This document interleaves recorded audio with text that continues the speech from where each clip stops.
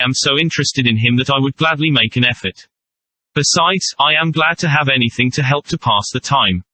Harker is out, following up clues, and so are Lord Godalming and Quincy. Van Helsing sits in my study poring over the record prepared by the Harkers. He seems to think that by accurate knowledge of all details he will light upon some clue. He does not wish to be disturbed in the work, without cause. I would have taken him with me to see the patient, only I thought that after his last repulse he might not care to go again. There was also another reason. Renfield might not speak so freely before a third person as when he and I were alone. I found him sitting out in the middle of the floor on his stool, a pose which is generally indicative of some mental energy on his part. When I came in, he said at once, as though the question had been waiting on his lips, "What about souls?" It was evident then that my surmise had been correct. Unconscious cerebration was doing its work, even with the lunatic. I determined to have the matter out. "What about them yourself?" I asked. He did not reply for a moment but looked all round him, and up and down, as though he expected to find some inspiration for an answer. "I don't want any souls," he said in a feeble, apologetic way. The matter seemed preying on his mind, and so I determined to use it to be cruel only to be kind. So I said, "You like life, and you want life."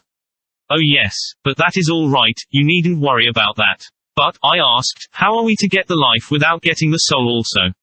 This seemed to puzzle him, so I followed it up. "A nice time you'll have some time when you're flying out there, with the souls of thousands of flies and spiders and birds and cats buzzing and twittering and meowing all round you. You've got their lives, you know, and you must put up with their souls." Something seemed to affect his imagination, for he put his fingers to his ears and shut his eyes, screwing them up tightly just as a small boy does when his face is being soaped. There was something pathetic in it that touched me. It also gave me a lesson, for it seemed that before me was a child, only a child, though the features were worn, and the stubble on the jaws was white. It was evident that he was undergoing some process of mental disturbance, and, knowing how his past moods had interpreted things seemingly foreign to himself, I thought I would enter into his mind as well as I could and go with him. The first step was to restore confidence, so I asked him, speaking pretty loud so that he would hear me through his closed ears, "Would you like some sugar to get your flies round again?" He seemed to wake up all at once, and shook his head. With a laugh he replied, "Not much. Flies are poor things, after all." After a pause he added, "But I don't want their souls buzzing round me, all the same." "Or spiders," I went on. "Blow spiders. What's the use of spiders? There isn't anything in 'em to eat or—" He stopped suddenly, as though reminded of a forbidden topic. So, I thought to myself, this is the second time he has suddenly stopped at the word drink. What does it mean? Renfield seemed himself aware of having made a lapse, for he hurried on, as though to distract my attention from it. "I don't take any stock at all in such matters. Rats and mice and such small deer, as Shakespeare has it, chicken feed of the larder, they might be called. I'm past all that sort of nonsense. You might as well ask a man to eat molecules with a pair of chopsticks, as to try to interest me about the lesser carnivora, when I know of what is before me." "I see," I said. "You want big things that you can make your teeth meet in. How would you like to breakfast on elephant? What ridiculous nonsense you are talking." He was getting too wide awake, so I thought I would press him hard. "I wonder," I said reflectively, "what an elephant's soul is like." The effect I desired was obtained, for he at once fell from his high horse and became a child again. "I don't want an elephant's soul, or any soul at all," he said. For a few moments he sat despondently. Suddenly he jumped to his feet, with his eyes blazing and all the signs of intense cerebral excitement. "To hell with you and your souls," he shouted. "Why do you plague me about souls? Haven't I got enough to worry, and pain, and distract me already, without thinking of souls?" He looked so hostile that I thought he was in for another homicidal fit, so I blew my whistle. The instant, however, that I did so he became calm, and said apologetically, "Forgive me, doctor, I forgot myself. You do not need any help. I am so worried in my mind that I am apt to be irritable. If you only knew the problem I have to face, and that I am working out, you would pity, and tolerate, and pardon me. Pray do not put me in a strait waistcoat. I want to think and I cannot think freely when my body is confined. I am sure you will understand." He had evidently self-control, so when the attendants came I told them not to mind, and they withdrew. Renfield watched them go. When the door was closed he said, with considerable dignity and sweetness, "Dr. Seward, you have been very considerate towards me. Believe me that I am very, very grateful to you. I thought it well to leave him in this mood, and so I came away. There is certainly something to ponder over in this man's state. Several points seem to make what the American interviewer calls a story, if one could only get them in proper order.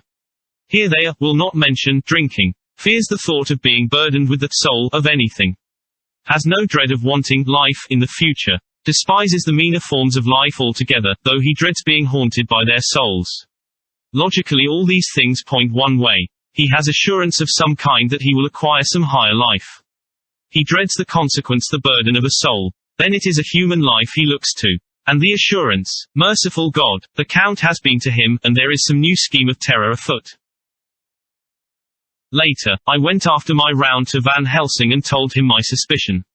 He grew very grave, and, after thinking the matter over for a while, asked me to take him to Renfield. I did so. As we came to the door, we heard the lunatic within singing gaily, as he used to do in the time which now seems so long ago. When we entered, we saw with amazement that he had spread out his sugar as of old. The flies, lethargic with the autumn, were beginning to buzz into the room. We tried to make him talk of the subject of our previous conversation, but he would not attend. He went on with his singing, just as though we had not been present. He had got a scrap of paper and was folding it into a notebook. We had to come away as ignorant as we went in. His is a curious case indeed. We must watch him tonight. Letter, Mitchell, Sons and Candy to Lord Godalming, the 1st of October. My lord, we are at all times only too happy to meet your wishes. We beg, with regard to the desire of your lordship, expressed by Mr. Harker on your behalf, to supply the following information concerning the sale and purchase of number 347, Piccadilly. The original vendors are the executors of the late Mr. Archibald Winter Suffield. The purchaser is a foreign nobleman, Count de Ville, who effected the purchase himself, paying the purchase money in notes, over the counter, if your lordship will pardon us using so vulgar an expression. Beyond this we know nothing whatever of him. We are, my lord, your lordship's humble servants, Mitchell, Sons and Candy. Dr. Seward's Diary. The 2nd of October, I placed a man in the corridor last night, and told him to make an accurate note of any sound he might hear from Renfield's room, and gave him instructions that if there should be anything strange he was to call me. After dinner, when we had all gathered round the fire in the study, Mrs. Harker having gone to bed, we discussed the attempts and discoveries of the day. Harker was the only one who had any result, and we are in great hopes that his clue may be an important one. Before going to bed, I went round to the patient's room and looked in through the observation trap. He was sleeping soundly, and his heart rose and fell with regular respiration. This morning the man on duty reported to me that a little after midnight he was restless and kept saying his prayers somewhat loudly.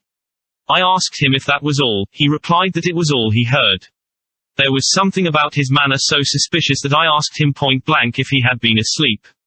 He denied sleep, but admitted to having dozed for a while. It is too bad that men cannot be trusted unless they are watched. Today Harker is out following up his clue, and Art and Quincy are looking after horses. Godalming thinks that it will be well to have horses always in readiness, for when we get the information which we seek there will be no time to lose. We must sterilize all the imported earth between sunrise and sunset. We shall thus catch the Count at his weakest, and without a refuge to fly to. Van Helsing is off to the British Museum looking up some authorities on ancient medicine. The old physicians took account of things which their followers do not accept, and the professor is searching for witch and demon cures which may be useful to us later. I sometimes think we must be all mad, and that we shall wake to sanity in strait waistcoats. Later, we have met again. We seem at last to be on the track, and our work of tomorrow may be the beginning of the end. I wonder if Renfield's quiet has anything to do with this. His moods have so followed the doings of the Count, that the coming destruction of the monster may be carried to him in some subtle way. If we could only get some hint as to what passed in his mind, between the time of my argument with him today and his resumption of fly-catching, it might afford us a valuable clue. He is now seemingly quiet for a spell. Is he? That wild yell seemed to come from his room. The attendant came bursting into my room and told me that Renfield had somehow met with some accident. He had heard him yell, and when he went to him found him lying on his face on the floor, all covered with blood. I must go at once. Chapter 21 Drive. Seward's Diary, the 3rd of October. Let me put down with exactness all that happened, as well as I can remember it, since last I made an entry. Not a detail that I can recall must be forgotten. In all calmness I must proceed. When I came to Renfield's room I found him lying on the floor on his left side in a glittering pool of blood. When I went to move him, it became at once apparent that he had received some terrible injuries. There seemed none of that unity of purpose between the parts of the body which marks even lethargic sanity. As the face was exposed, I could see that it was horribly bruised, as though it had been beaten against the floor. Indeed, it was from the face wounds that the pool of blood originated. The attendant who was kneeling beside the body said to me as we turned him over, "I think, sir, his back is broken. See, both his right arm and leg and the whole side of his face are paralyzed." How such a thing could have happened puzzled the attendant beyond measure. He seemed quite bewildered, and his brows were gathered in as he said, "I can't understand the two things. He could mark his face like that by beating his own head on the floor. I saw a young woman do it once at the Eversfield Asylum before anyone could lay hands on her. And I suppose he might have broke his neck by falling out of bed, if he got in an awkward kink. But for the life of me I can't imagine how the two things occurred. If his back was broke, he couldn't beat his head, and if his face was like that before the fall out of bed, there would be marks of it. I said to him, "Go to Dr. Van Helsing, and ask him to kindly come here at once. I want him without an instant's delay." The man ran off, and within a few minutes the professor, in his dressing gown and slippers, appeared. When he saw Renfield on the ground, he looked keenly at him a moment, and then turned to me. I think he recognized my thought in my eyes, for he said very quietly, manifestly for the ears of the attendant, "A sad accident. He will need very careful watching, and much attention. I shall stay with you myself, but I shall first dress myself. If you will remain, I shall in a few minutes join you." The patient was now breathing stertorously, and it was easy to see that he had suffered some terrible injury. Van Helsing returned with extraordinary celerity, bearing with him a surgical case. He had evidently been thinking and had his mind made up, for, almost before he looked at the patient, he whispered to me, "Send the attendant away. We must be alone with him when he becomes conscious, after the operation." So I said, "I think that will do now, Simmons. We have done all that we can at present. You had better go your round, and Dr. Van Helsing will operate. Let me know instantly if there be anything unusual anywhere." The man withdrew, and we went into a strict examination of the patient. The wounds of the face were superficial, the real injury was a depressed fracture of the skull, extending right up through the motor area. The professor thought a moment and said, "We must reduce the pressure and get back to normal conditions, as far as can be. The rapidity of the suffusion shows the terrible nature of his injury. The whole motor area seems affected. The suffusion of the brain will increase quickly, so we must trephine at once or it may be too late." As he was speaking there was a soft tapping at the door. I went over and opened it and found in the corridor without Arthur and Quincy in pajamas and slippers. The former spoke, "I heard your man call up Dr. Van Helsing and tell him of an accident. So I woke Quincy, or rather called for him as he was not asleep. Things are moving too quickly and too strangely for sound sleep for any of us these times. I've been thinking that tomorrow night we'll not see things as they have been. We'll have to look back and forward a little more than we have done. May we come in?" I nodded, and held the door open till they had entered, then I closed it again. When Quincy saw the attitude and state of the patient, and noted the horrible pool on the floor, he said softly, "My God! What has happened to him? Poor devil." I told him briefly, and added that we expected he would recover consciousness after the operation for a short time, at all events. He went at once and sat down on the edge of the bed, with Godalming beside him. We all watched in patience. "We shall wait," said Van Helsing, "just long enough to fix the best spot for trephining, so that we may most quickly and perfectly remove the blood clot, for it is evident that the hemorrhage is increasing." The minutes during which we waited passed with fearful slowness. I had a horrible sinking in my heart, and from Van Helsing's face I gathered that he felt some fear or apprehension as to what was to come. I dreaded the words that Renfield might speak. I was positively afraid to think, but the conviction of what was coming was on me, as I have read of men who have heard the death watch.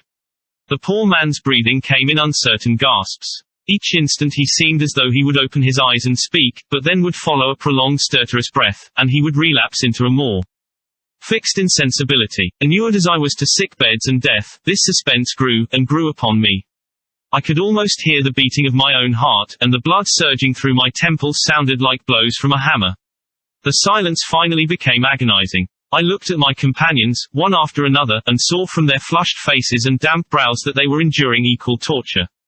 There was a nervous suspense over us all, as though overhead some dread bell would peal out powerfully when we should least expect it.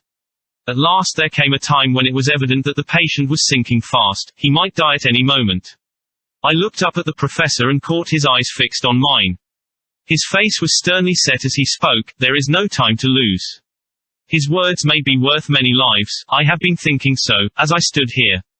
It may be there is a soul at stake. We shall operate just above the ear." Without another word he made the operation. For a few moments the breathing continued to be stertorous. Then there came a breath so prolonged that it seemed as though it would tear open his chest. Suddenly his eyes opened, and became fixed in a wild, helpless stare. This was continued for a few moments, then it softened into a glad surprise, and from the lips came a sigh of relief. He moved convulsively, and as he did so, said, "I'll be quiet, doctor. Tell him to take off the straight waistcoat. I have had a terrible dream, and it has left me so weak that I cannot move. What's wrong with my face? It feels all swollen, and it smarts dreadfully." He tried to turn his head, but even with the effort his eyes seemed to grow glassy again, so I gently put it back. Then Van Helsing said in a quiet, grave tone, "Tell us your dream, Mr. Renfield." As he heard the voice his face brightened through its mutilation, and he said, "That is Dr. Van Helsing. How good it is of you to be here. Give me some water, my lips are dry, and I shall try to tell you. I dreamed." He stopped and seemed fainting. I called quietly to Quincy, "The brandy, it is in my study, quick." He flew and returned with a glass, the decanter of brandy and a carafe of water. We moistened the parched lips, and the patient quickly revived. It seemed, however, that his poor injured brain had been working in the interval, for, when he was quite conscious, he looked at me piercingly with an agonized confusion which I shall never forget, and said, "I must not deceive myself, it was no dream, but all a grim reality." Then his eyes roved round the room. As they caught sight of the two figures sitting patiently on the edge of the bed, he went on, "If I were not sure already, I would know from them." For an instant his eyes closed, not with pain or sleep but voluntarily, as though he were bringing all his faculties to bear. When he opened them he said, hurriedly, and with more energy than he had yet displayed, "Quick, doctor, quick. I am dying. I feel that I have but a few minutes, and then I must go back to death or worse. Wet my lips with brandy again. I have something that I must say before I die, or before my poor crushed brain dies anyhow. Thank you. It was that night after you left me, when I implored you to let me go away. I couldn't speak then, for I felt my tongue was tied, but I was as sane then, except in that way, as I am now. I was in an agony of despair for a long time after you left me, it seemed hours. Then there came a sudden peace to me. My brain seemed to become cool again, and I realized where I was. I heard the dogs bark behind our house, but not where he was.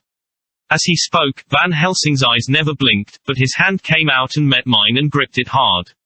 He did not, however, betray himself. He nodded slightly and said, "Go on," in a low voice. Renfield proceeded. He came up to the window in the mist, as I had seen him often before, but he was solid then, not a ghost, and his eyes were fierce like a man's when angry. He was laughing with his red mouth. The sharp white teeth glinted in the moonlight when he turned to look back over the belt of trees, to where the dogs were barking. I wouldn't ask him to come in at first, though I knew he wanted to, just as he had wanted all along. Then he began promising me things not in words but by doing them.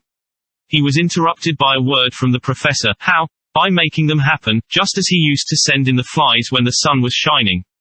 Great big fat ones with steel and sapphire on their wings, and big moths, in the night, with skull and crossbones on their backs. Van Helsing nodded to him as he whispered to me unconsciously, "The Acherontiae tetrapose of the Sphinges, what you call the death's head moth." The patient went on without stopping. Then he began to whisper, "Rats, rats, rats. Hundreds, thousands, millions of them, and every one alive, and dogs to eat them, and cats too. All lives. All red blood, with years of life in it, and not merely buzzing flies." I laughed at him, for I wanted to see what he could do. Then the dogs howled, away beyond the dark trees in his house. He beckoned me to the window. I got up and looked out, and he raised his hands, and seemed to call out without using any words. A dark mass spread over the grass, coming on like the shape of a flame of fire, and then he moved the mist to the right and left, and I could see that there were thousands of rats with their eyes blazing red like his, only smaller. He held up his hand, and they all stopped, and I thought he seemed to be saying, "All these lives will I give you, and many more and greater, through countless ages, if you will fall down and worship me." And then a red cloud, like the color of blood, seemed to close over my eyes, and before I knew what I was doing, I found myself opening the sash and saying to him, "Come in, Lord and Master." The rats were all gone, but he slid into the room through the sash, though. It was only open an inch wide, just as the moon herself has often come in through the tiniest crack and has stood before me in all her size and splendor. His voice was weaker, so I moistened his lips with the brandy again, and he continued, but it seemed as though his memory had gone on working in the interval, for his story was further advanced. I was about to call him back to the point, but Van Helsing whispered to me, "Let him go on. Do not interrupt him, he cannot go back, and maybe could not proceed at all if once he lost the thread of his thought." He proceeded. All day I waited to hear from him, but he did not send me anything, not even a blowfly, and when the moon got up I was pretty angry with him. When he slid in through the window, though it was shut, and did not even knock, I got mad with him. He sneered at me, and his white face looked out of the mist with his red eyes gleaming, and he went on as though he owned the whole place, and I was no one. He didn't even smell the same as he went by me. I couldn't hold him. I thought that, somehow, Mrs. Harker had come into the room. The two men sitting on the bed stood up and came over, standing behind him so that he could not see them, but where they could hear better. They were both silent, but the professor started and quivered. His face, however, grew grimmer and sterner still. Renfield went on without noticing, "When Mrs. Harker came in to see me this afternoon she wasn't the same, it was like tea after the teapot had been watered." Here we all moved, but no one said a word. He went on, "I didn't know that she was here till she spoke, and she didn't look the same. I don't care for the pale people, I like them with lots of blood in them, and hers had all seemed to have run out. I didn't think of it at the time, but when she went away I began to think, and it made me mad to know that he had been taking the life out of her. I could feel that the rest quivered, as I did, but we remained otherwise still. So when he came tonight I was ready for him. I saw the mist stealing in, and I grabbed it tight. I had heard that madmen have unnatural strength, and as I knew I was a madman at times anyhow I resolved to use my power. And he felt it too, for he had to come out of the mist to struggle with me. I held tight, and I thought I was going to win, for I didn't mean him to take any more of her life, till I saw his eyes. They burned into me, and my strength became like water. He slipped through it, and when I tried to cling to him, he raised me up and flung me down. There was a red cloud before me, and a noise like thunder, and the mist seemed to steal away under the door. His voice was becoming fainter and his breath more stertorous. Van Helsing stood up instinctively. "We know the worst now," he said. "He is here, and we know his purpose. It may not be too late. Let us be armed the same as we were the other night, but lose no time, there is not an instant to spare." There was no need to put our fear, nay our conviction, into words, we shared them in common. We all hurried and took from our rooms the same things that we had when we entered the Count's house. The professor had his ready, and as we met in the corridor he pointed to them significantly as he said, "They never leave me, and they shall not till this unhappy business is over. Be wise also, my friends. It is no common enemy that we deal with. Alas, alas, that dear Madam Mina should suffer." He stopped, his voice was breaking, and I do not know if rage or terror predominated in my own heart.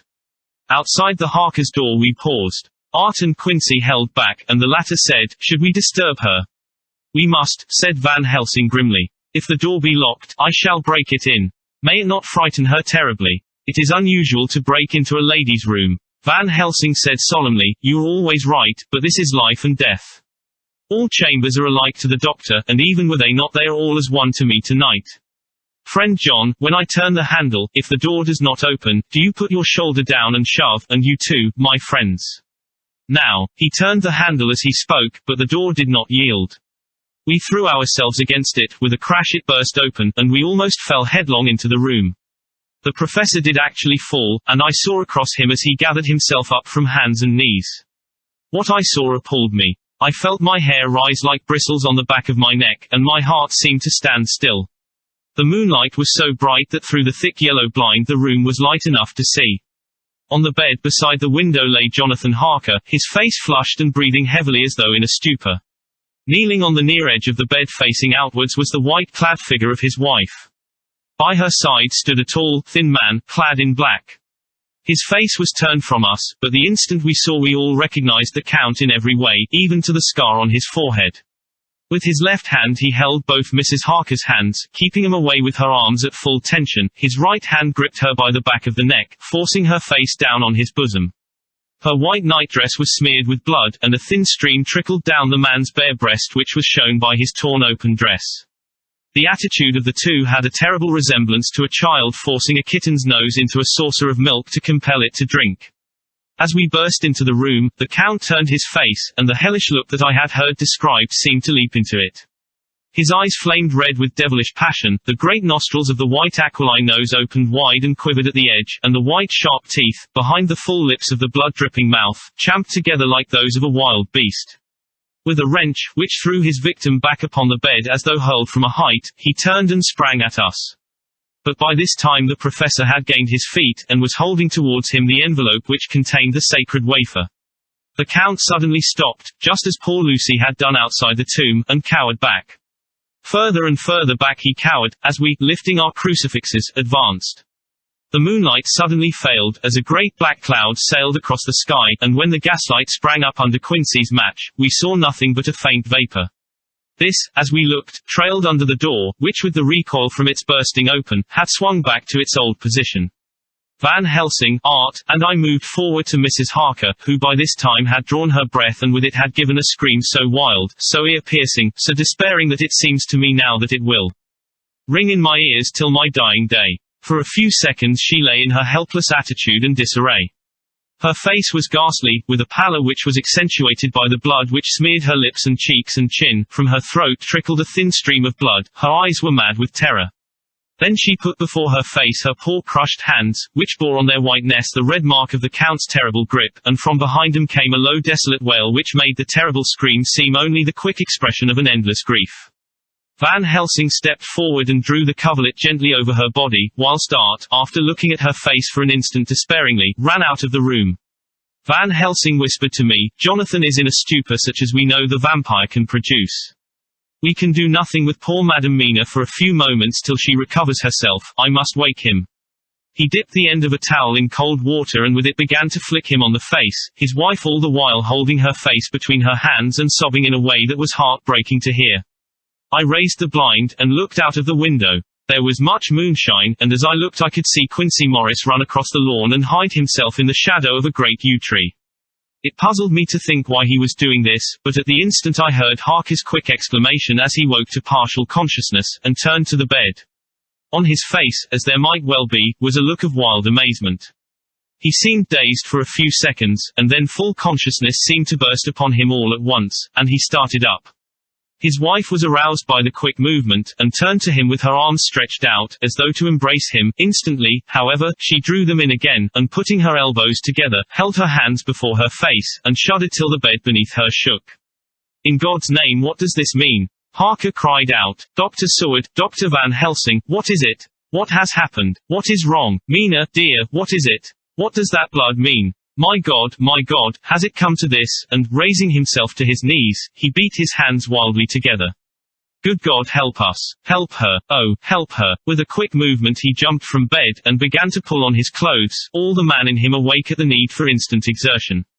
"What has happened? Tell me all about it!" he cried without pausing. "Dr. Van Helsing, you love Mina, I know. Oh, do something to save her. It cannot have gone too far yet. Guard her while I look for him." His wife, through her terror and horror and distress, saw some sure danger to him. Instantly forgetting her own grief, she seized hold of him and cried out, "No, no.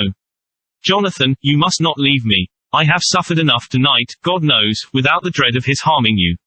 You must stay with me. Stay with these friends who will watch over you." Her expression became frantic as she spoke, and, he yielding to her, she pulled him down sitting on the bedside, and clung to him fiercely.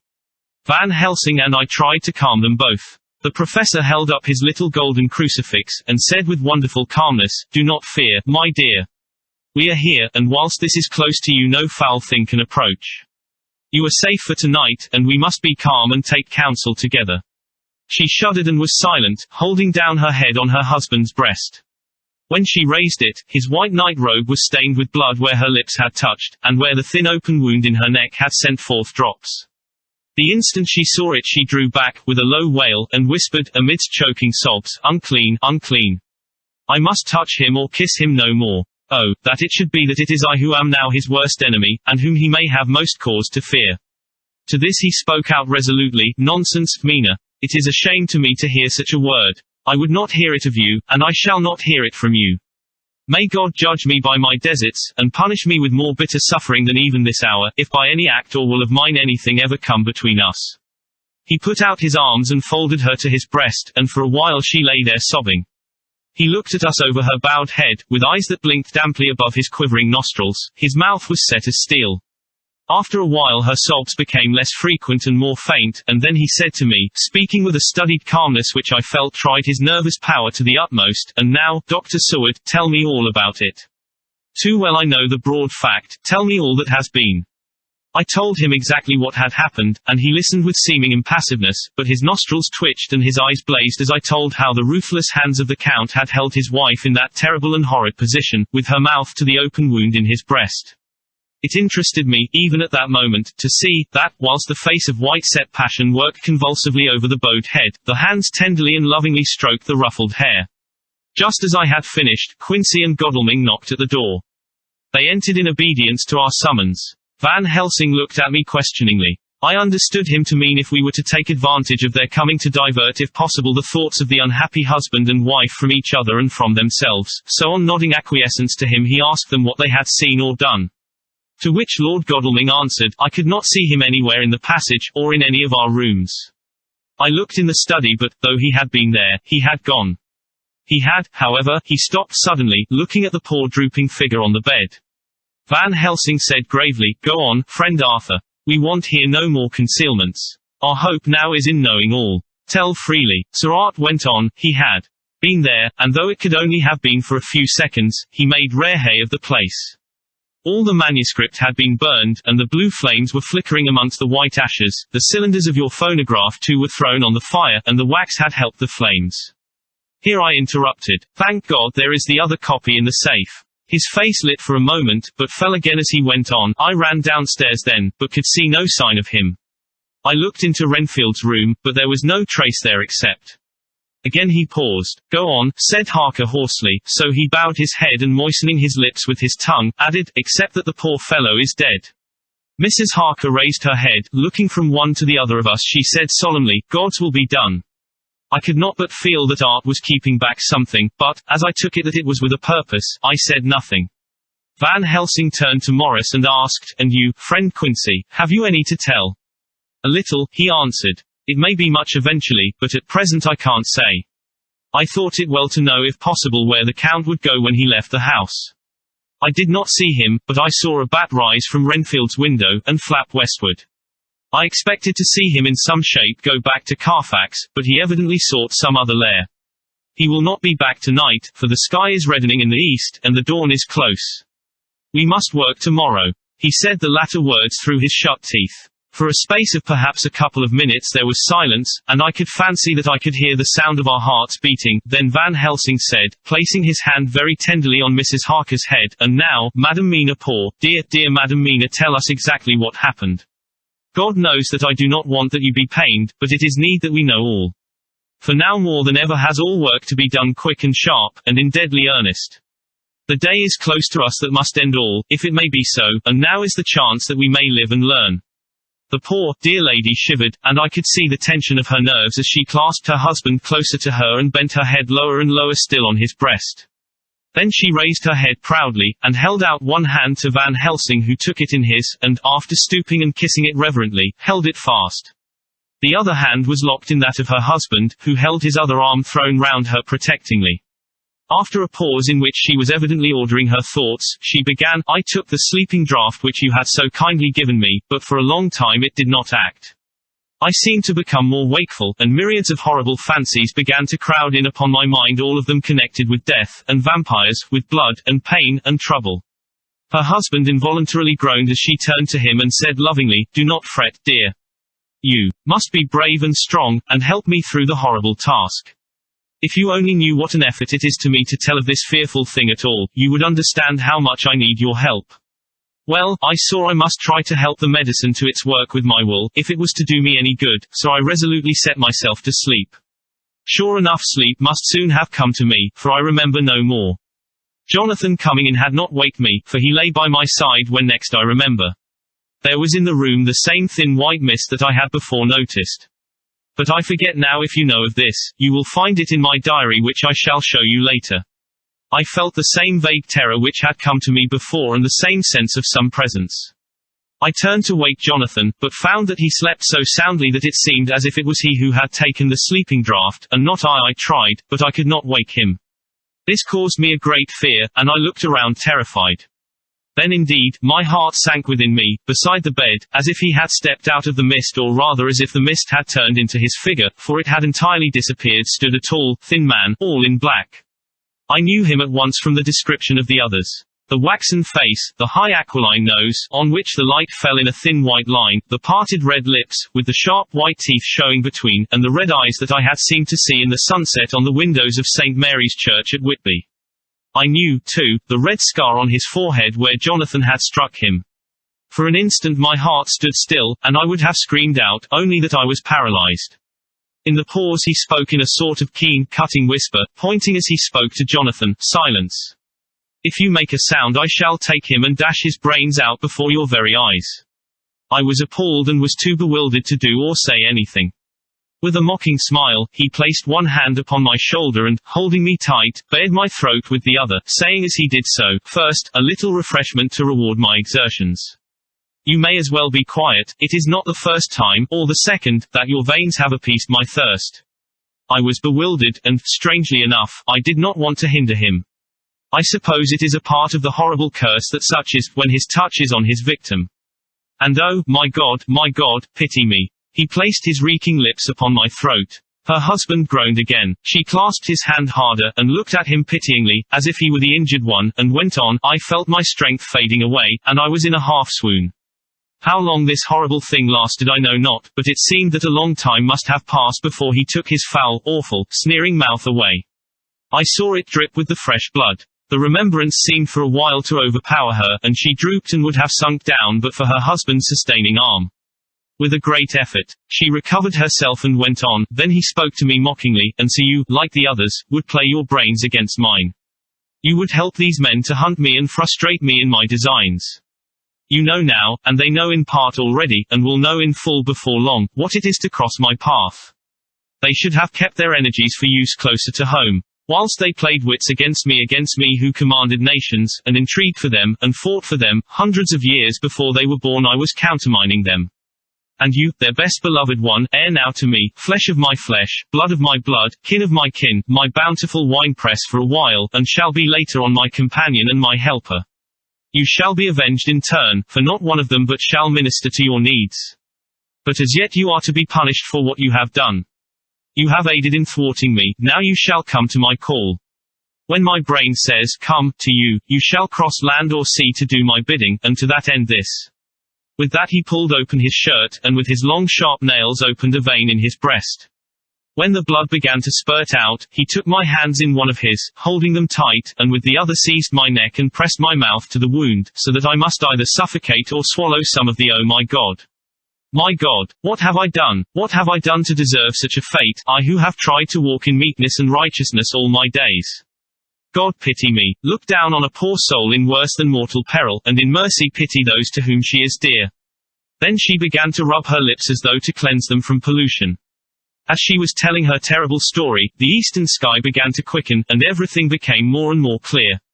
Harker was still and quiet, but over his face, as the awful narrative went on, came a grey look which deepened and deepened in the morning light, till when the first red streak of the coming dawn shot up, the flesh stood darkly out against the whitening hair. "We have arranged that one of us is to stay within call of the unhappy pair till we can meet together and arrange about taking action.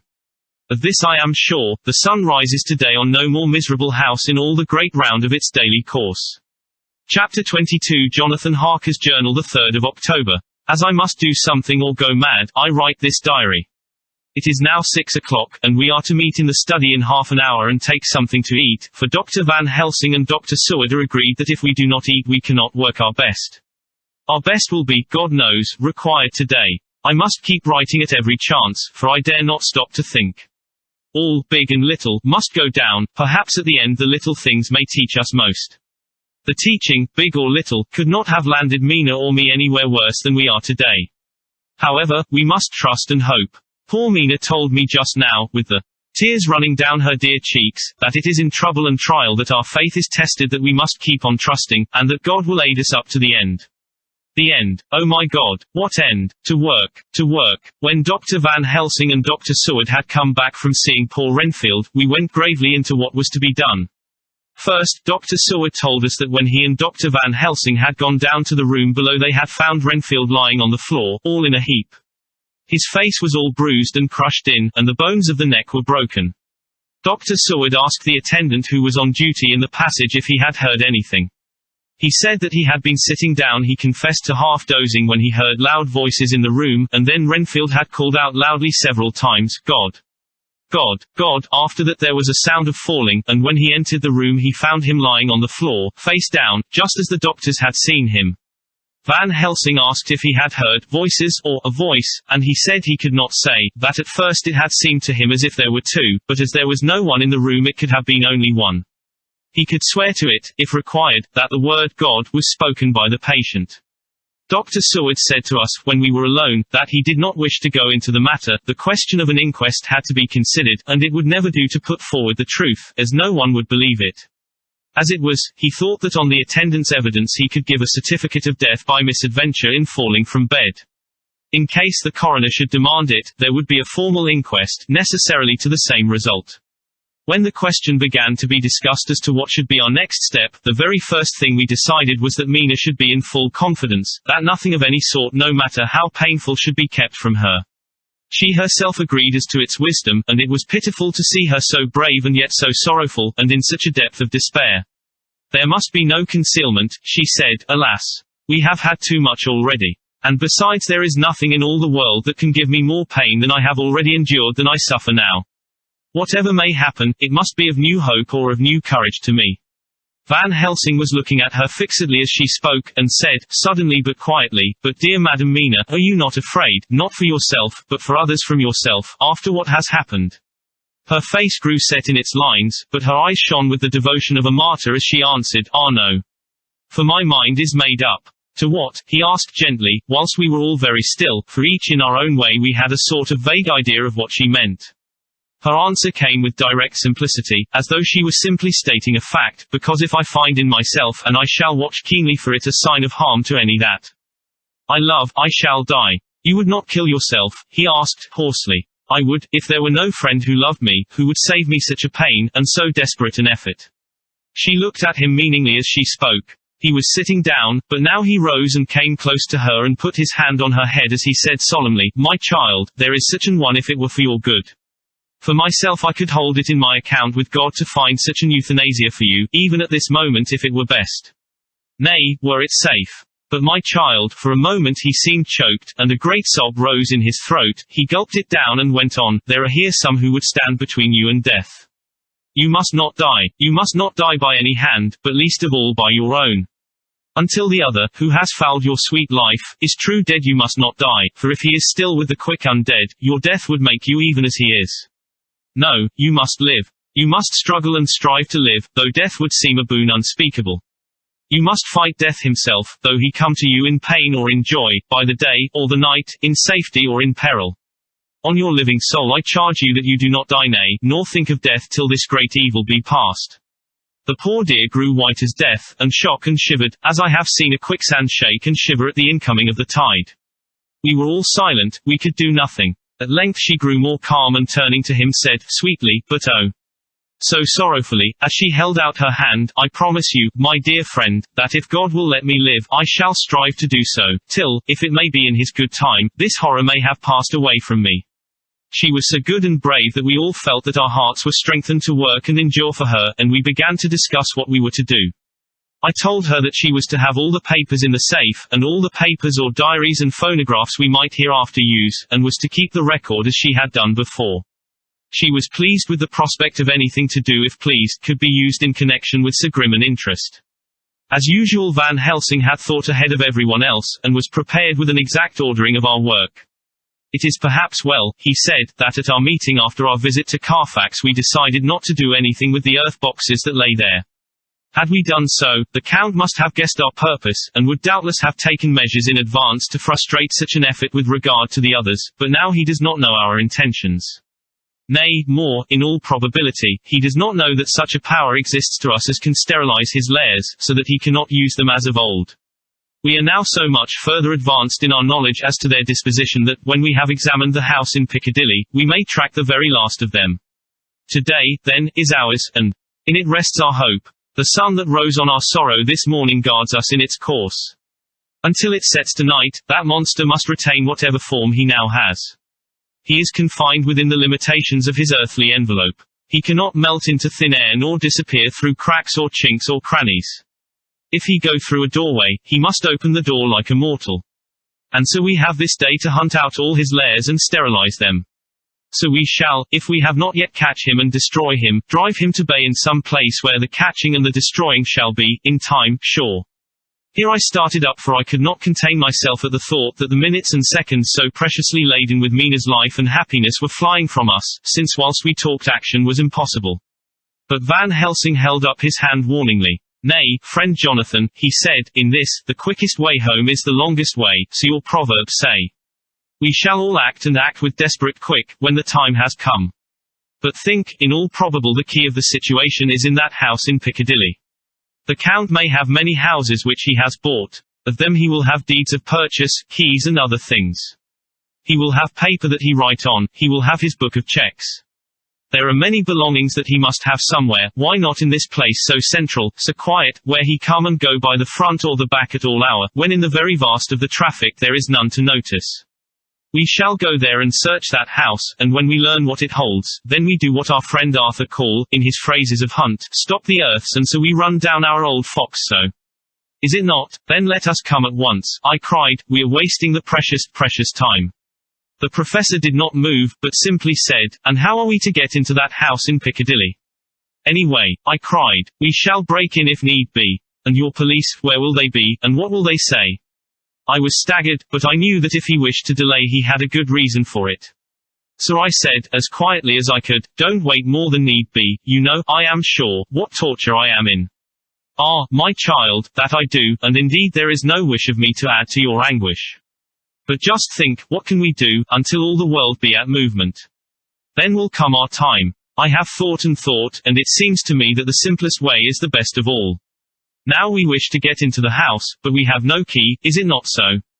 I nodded. Now suppose that you were, in truth, the owner of that house, and could not still get in, and think there was to you no conscience of the housebreaker, what would you do? I should get a respectable locksmith, and set him to work to pick the lock for me. And your police, they would interfere, would they not? Oh, no, not if they knew the man was properly employed. Then, he looked at me as keenly as he spoke, all that is in doubt is the conscience of the employer, and the belief of your policemen as to whether or no that employer has a good conscience or a bad one. Your police must indeed be zealous men and clever, oh, so clever. In reading the heart, that they trouble themselves in such matter. No, my friend Jonathan, you go take the lock off 100 empty house in this your London, or of any city in the world, and if you do it as such things are rightly done, and at the time such things are rightly done, no one will interfere. I have read of a gentleman who owned a so fine house in London, and when he went for months of summer to Switzerland and lock up his house, some burglar came and broke window at back and got in. Then he went and made open the shutters in front and walk out and in through the door, before the very eyes of the police. Then he have an auction in that house, and advertise it, and put up big notice, and when the day come he sell off by a great auctioneer all the goods of that other man who owned them. Then he go to a builder, and he sell him that house, making an agreement that he pull it down and take all away within a certain time. And your police and other authority help him all they can. And when that owner come back from his holiday in Switzerland he find only an empty hole where his house had been. This was all done en regal, and in our work we shall be en regal too.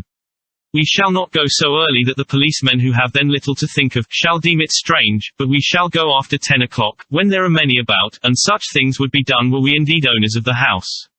I could not but see how right he was, and the terrible despair of Mina's face became relaxed a thought, there was hope in such good counsel. Van Helsing went on, when once within that house we may find more clues, at any rate some of us can remain there whilst the rest find the other places where there be more earth boxes at Bermondsey and Mile End. Lord Godalming stood up. I can be of some use here, he said. I shall wire to my people to have horses and carriages where they will be most convenient. Look here, old fellow, said Morris, it is a capital idea to have all ready in case we want to go horsebacking, but don't you think that one of your snappy carriages with its heraldic adornments in a byway of Walworth or Mile End would attract too much attention for our purposes? It seems to me that we ought to take cabs when we go south or east, and even leave them somewhere near the neighborhood we are going to. Friend Quincy is right, said the professor. His head is what you call in plane with the horizon. It is a difficult thing that we go to do, and we do not want no peoples to watch us if so it may. Mina took a growing interest in everything, and I was rejoiced to see that the exigency of affairs was helping her to forget for a time the terrible experience of the night. She was very, very pale, almost ghastly, and so thin that her lips were drawn away, showing her teeth in somewhat of prominence. I did not mention this last, lest it should give her needless pain, but it made my blood run cold in my veins to think of what had occurred with poor Lucy when the Count had sucked her blood. As yet there was no sign of the teeth growing sharper, but the time as yet was short, and there was time for fear. When we came to the discussion of the sequence of our efforts and of the disposition of our forces, there were new sources of doubt. It was finally agreed that before starting for Piccadilly we should destroy the Count's lair close at hand. In case he should find it out too soon, we should thus be still ahead of him in our work of destruction, and his presence in his purely material shape, and at his weakest, might give us some new clue. As to the disposal of forces, it was suggested by the professor that, after our visit to Carfax, we should all enter the house in Piccadilly, that the two doctors and I should remain there, whilst Lord Godalming and Quincy found the lairs at Walworth and Mile End and destroyed them. It was possible, if not likely, the professor urged, that the Count might appear in Piccadilly during the day, and that if so we might be able to cope with him then and there. At any rate, we might be able to follow him in force. To this plan I strenuously objected, and so far as my going was concerned, for I said that I intended to stay and protect Mina, I thought that my mind was made up on the subject, but Mina would not listen to my objection.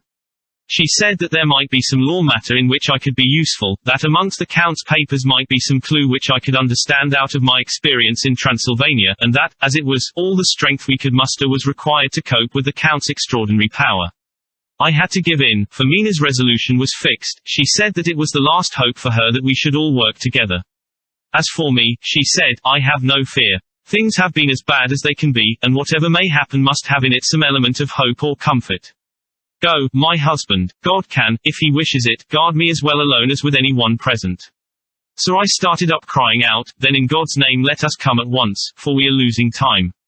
The Count may come to Piccadilly earlier than we think. Not so, said Van Helsing, holding up his hand. But why? I asked. Do you forget, he said, with actually a smile, that last night he banqueted heavily, and will sleep late? Did I forget? Shall I ever? Can I ever? Can any of us ever forget that terrible scene? Mina struggled hard to keep her brave countenance, but the pain overmastered her and she put her hands before her face, and shuddered whilst she moaned. Van Helsing had not intended to recall her frightful experience. He had simply lost sight of her and her part in the affair in his intellectual effort. When it struck him what he said, he was horrified at his thoughtlessness and tried to comfort her. Oh, Madam Mina, he said, dear, dear Madam Mina, alas! That I of all who so reverence you should have said anything so forgetful. These stupid old lips of mine and this stupid old head do not deserve so, but you will forget it, will you not? He bent low beside her as he spoke. She took his hand, and looking at him through her tears, said hoarsely, No, I shall not forget, for it is well that I remember, and with it I have so much in memory of you that is sweet, that I take it all together. Now, you must all be going soon. Breakfast is ready, and we must all eat that we may be strong. Breakfast was a strange meal to us all. We tried to be cheerful and encourage each other, and Mina was the brightest and most cheerful of us. When it was over, Van Helsing stood up and said, Now, my dear friends, we go forth to our terrible enterprise. Are we all armed, as we were on that night when first we visited our enemy's lair, armed against ghostly as well as carnal attack? We all assured him. Then it is well. Now, Madam Mina, you are in any case quite safe here until the sunset, and before then we shall return if we shall return. But before we go let me see you armed against personal attack. I have myself, since you came down, prepared your chamber by the placing of things of which we know, so that he may not enter. Now let me guard yourself. On your forehead I touch this piece of sacred wafer in the name of the Father, the Son, and there was a fearful scream which almost froze our hearts to hear. As he had placed the wafer on Mina's forehead, it had seared, it had burned into the flesh, as though it had been a piece of white-hot metal. My poor darling's brain had told her the significance of the fact as quickly as her nerves received the pain of it, and the two so overwhelmed her that her overwrought nature had its voice in that dreadful scream. But the words to her thought came quickly. The echo of the scream had not ceased to ring on the air when there came the reaction, and she sank on her knees on the floor in an agony of abasement. Pulling her beautiful hair over her face, as the leper of old his mantle, she wailed out, "Unclean! Unclean! Even the Almighty shuns my polluted flesh. I must bear this mark of shame upon my forehead until the judgment day." They all paused. I had thrown myself beside her in an agony of helpless grief, and putting my arms around held her tight. For a few minutes our sorrowful hearts beat together, whilst the friends around us turned away their eyes that ran tears silently.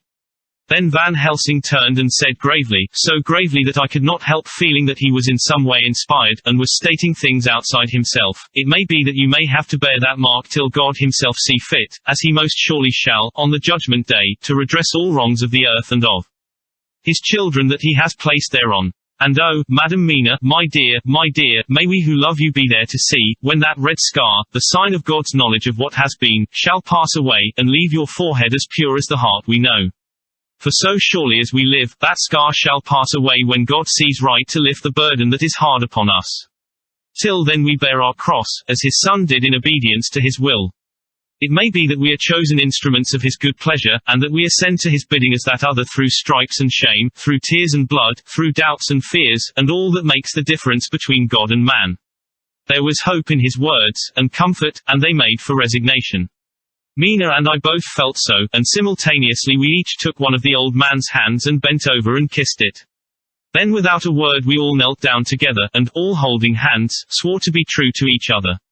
We men pledged ourselves to raise the veil of sorrow from the head of her whom, each in his own way, we loved, and we prayed for help and guidance in the terrible task which lay before us. It was then time to start. So I said farewell to Mina, a parting which neither of us shall forget to our dying day, and we set out. To one thing I have made up my mind: if we find out that Mina must be a vampire in the end, then she shall not go into that unknown and terrible land alone. I suppose it is thus that in old times one vampire meant many, just as their hideous bodies could only rest in sacred earth, so the holiest love was the recruiting sergeant for the ghastly ranks. We entered Carfax without trouble and found all things the same as on the first occasion. It was hard to believe that amongst so prosaic surroundings of neglect and dust and decay there was any ground for such fear as already we knew. Had not our minds been made up, and had there not been terrible memories to spur us on, we could hardly have proceeded with our task. We found no papers, or any sign of use in the house, and in the old chapel the great boxes looked just as we had seen them last. Dr. Van Helsing said to us solemnly as we stood before them, "And now, my friends, we have a duty here to do. We must sterilize this earth, so sacred of holy memories, that he has brought from a far distant land for such fell use. He has chosen this earth because it has been holy. Thus we defeat him with his own weapon, for we make it more holy still. It was sanctified to such use of man, now we sanctify it to God." As he spoke he took from his bag a screwdriver and a wrench, and very soon the top of one of the cases was thrown open. The earth smelled musty and close, but we did not somehow seem to mind, for our attention was concentrated on the professor. Taking from his box a piece of the sacred wafer he laid it reverently on the earth, and then shutting down the lid began to screw it home, we aiding him as he worked. One by one, we treated in the same way each of the great boxes, and left them as we had found them to all appearance, but in each was a portion of the host. When we closed the door behind us, the professor said solemnly, "So much is already done. If it may be that with all the others we can be so successful, then the sunset of this evening may shine on Madam Mina's forehead all white as ivory and with no stain." As we passed across the lawn on our way to the station to catch our train we could see the front of the asylum. I looked eagerly, and in the window of my own room saw Mina. I waved my hand to her, and nodded to tell that our work there was successfully accomplished. She nodded in reply to show that she understood. The last I saw, she was waving her hand in farewell. It was with a heavy heart that we sought the station and just caught the train, which was steaming in as we reached the platform. I have written this in the train. Piccadilly, 12:30 o'clock. Just before we reached Fenchurch Street Lord Godalming said to me, "Quincy and I will find a locksmith. You had better not come with us in case there should be any difficulty, for under the circumstances it wouldn't seem so bad for us to break into an empty house. But you are a solicitor and the Incorporated Law Society might tell you that you should have known better." I demurred as to my not sharing any danger even of odium, but he went on, "Besides, it will attract less attention if there are not too many of us. My title will make it all right with the locksmith, and with any policeman that may come along. You had better go with Jack and the professor and stay in the Green Park, somewhere in sight of the house, and when you see the door opened and the smith has gone away, do you all come across. We shall be on the lookout for you, and shall let you in. The advice is good, said Van Helsing, so we said no more. Godalming and Morris hurried off in a cab, we following in another. At the corner of Arlington Street our contingent got out and strolled into the Green Park. My heart beat as I saw the house on which so much of our hope was centered, looming up grim and silent in its deserted condition amongst its more lively and spruce-looking neighbors. We sat down on a bench within good view, and began to smoke cigars so as to attract as little attention as possible. The minutes seemed to pass with leaden feet as we waited for the coming of the others. At length we saw a four-wheeler drive up. Out of it, in leisurely fashion, got Lord Godalming and Morris, and down from the box descended a thick-set working man with his rush-woven basket of tools. Morris paid the cabman, who touched his hat and drove away. Together the two ascended the steps, and Lord Godalming pointed out what he wanted done. The workman took off his coat leisurely and hung it on one of the spikes of the rail, saying something to a policeman who just then sauntered along. The policeman nodded acquiescence, and the man kneeling down placed his bag beside him. After searching through it, he took out a selection of tools which he produced to lay beside him in orderly fashion. Then he stood up, looked into the keyhole, blew into it, and turning to his employers, made some remark. Lord Godalming smiled, and the man lifted a good-sized bunch of keys. Selecting one of them, he began to probe the lock, as if feeling his way with it. After fumbling about for a bit he tried a second, and then a third. All at once the door opened under a slight push from him, and he and the two others entered the hall. We sat still, my own cigar burned furiously, but Van Helsing's went cold altogether. We waited patiently as we saw the workman come out and bring in his bag. Then he held the door partly open, steadying it with his knees, whilst he fitted a key to the lock. This he finally handed to Lord Godalming, who took out his purse and gave him something. The man touched his hat, took his bag, put on his coat and departed. Not a soul took the slightest notice of the whole transaction. When the man had fairly gone, we three crossed the street and knocked at the door. It was immediately opened by Quincy Morris, beside whom stood Lord Godalming lighting a cigar. "The place smells so vilely," said the latter as we came in. It did indeed smell vilely like the old chapel at Carfax, and with our previous experience it was plain to us that the Count had been using the place pretty freely. We moved to explore the house, all keeping together in case of attack, for we knew we had a strong and wily enemy to deal with, and as yet we did not know whether the Count might not be in the house. In the dining room, which lay at the back of the hall, we found 8 boxes of earth. 8 boxes only out of the 9, which we sought. Our work was not over, and would never be until we should have found the missing box. First we opened the shutters of the window which looked out across a narrow stone-flagged yard at the blank face of a stable, pointed to look like the front of a miniature house. There were no windows in it, so we were not afraid of being overlooked. We did not lose any time in examining the chests. With the tools which we had brought with us we opened them, one by one, and treated them as we had treated those others in the old chapel. It was evident to us that the Count was not at present in the house, and we proceeded to search for any of his effects. After a cursory glance at the rest of the rooms, from basement to attic, we came to the conclusion that the dining room contained any effects which might belong to the Count, and so we proceeded to minutely examine them. They lay in a sort of orderly disorder on the great dining room table. There were title deeds of the Piccadilly house in a great bundle, deeds of the purchase of the houses at Mile End and Bermondsey, note paper, envelopes, and pens and ink.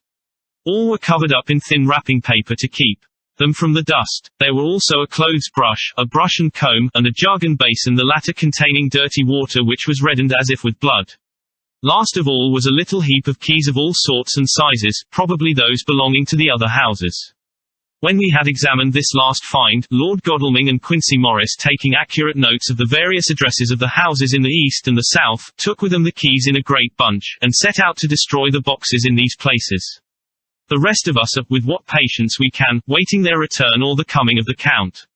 Chapter 23 Drive. Seward's Diary, the 3rd of October. The time seemed terrible long whilst we were waiting for the coming of Godalming and Quincy Morris. The professor tried to keep our minds active by using them all the time. I could see his beneficent purpose, by the side glances which he threw from time to time at Harker. The poor fellow is overwhelmed in a misery that is appalling to see. Last night he was a frank, happy-looking man, with strong, youthful face, full of energy, and with dark brown hair. Today he is a drawn, haggard old man, whose white hair matches well with the hollow burning eyes and grief-written lines of his face. His energy is still intact, in fact, he is like a living flame. This may yet be his salvation, for, if all go well, it will tide him over the despairing period, he will then, in a kind of way, wake again to the realities of life. Poor fellow, I thought my own trouble was bad enough, but his. The professor knows this well enough, and is doing his best to keep his mind active. What he has been saying was, under the circumstances, of absorbing interest. So well as I can remember, here it is, I have studied, over and over again since they came into my hands, all the papers relating to this monster, and the more I have studied, the greater seems the necessity to utterly stamp him out. All through there are signs of his advance, not only of his power, but of his knowledge of it. As I learned from the researches of my friend Arminius of Budapest, he was in life a most wonderful man. Soldier, statesman, and alchemist, which latter was the highest development of the science knowledge of his time. He had a mighty brain, a learning beyond compare, and a heart that knew no fear and no remorse. He dared even to attend the scholomance, and there was no branch of knowledge of his time that he did not essay. Well, in him the brain powers survived the physical death, though it would seem that memory was not all complete. In some faculties of mind he has been, and is, only a child, but he is growing, and some things that were childish at the first are now of man's stature. He is experimenting, and doing it well, and if it had not been that we have crossed his path he would be yet he may be yet if we fail the farther or further of a new order of beings, whose road must lead through death, not life. Harker groaned and said, and this is all arrayed against my darling.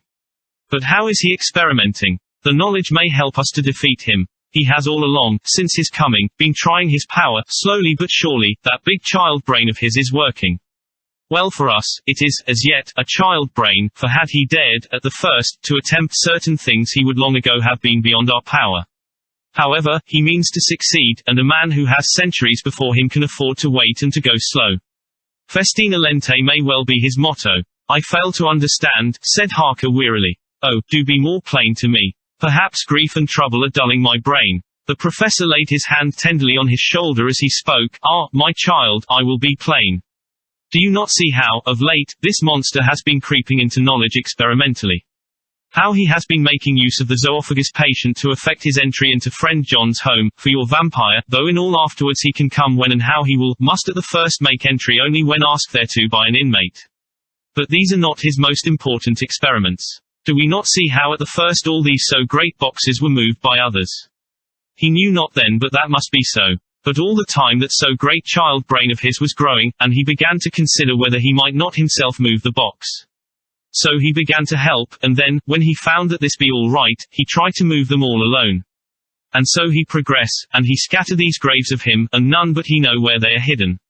He may have intent to bury them deep in the ground, so that he only use them in the night, or at such time as he can change his form, they do him equal well, and none may know these are his hiding place.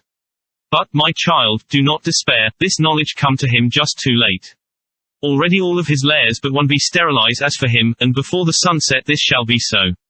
Then he have no place where he can move and hide. I delayed this morning that so we might be sure. Is there not more at stake for us than for him? Then why we not be even more careful than him? By my clock it is 1 hour and already, if all be well, friend Arthur and Quincy are on their way to us.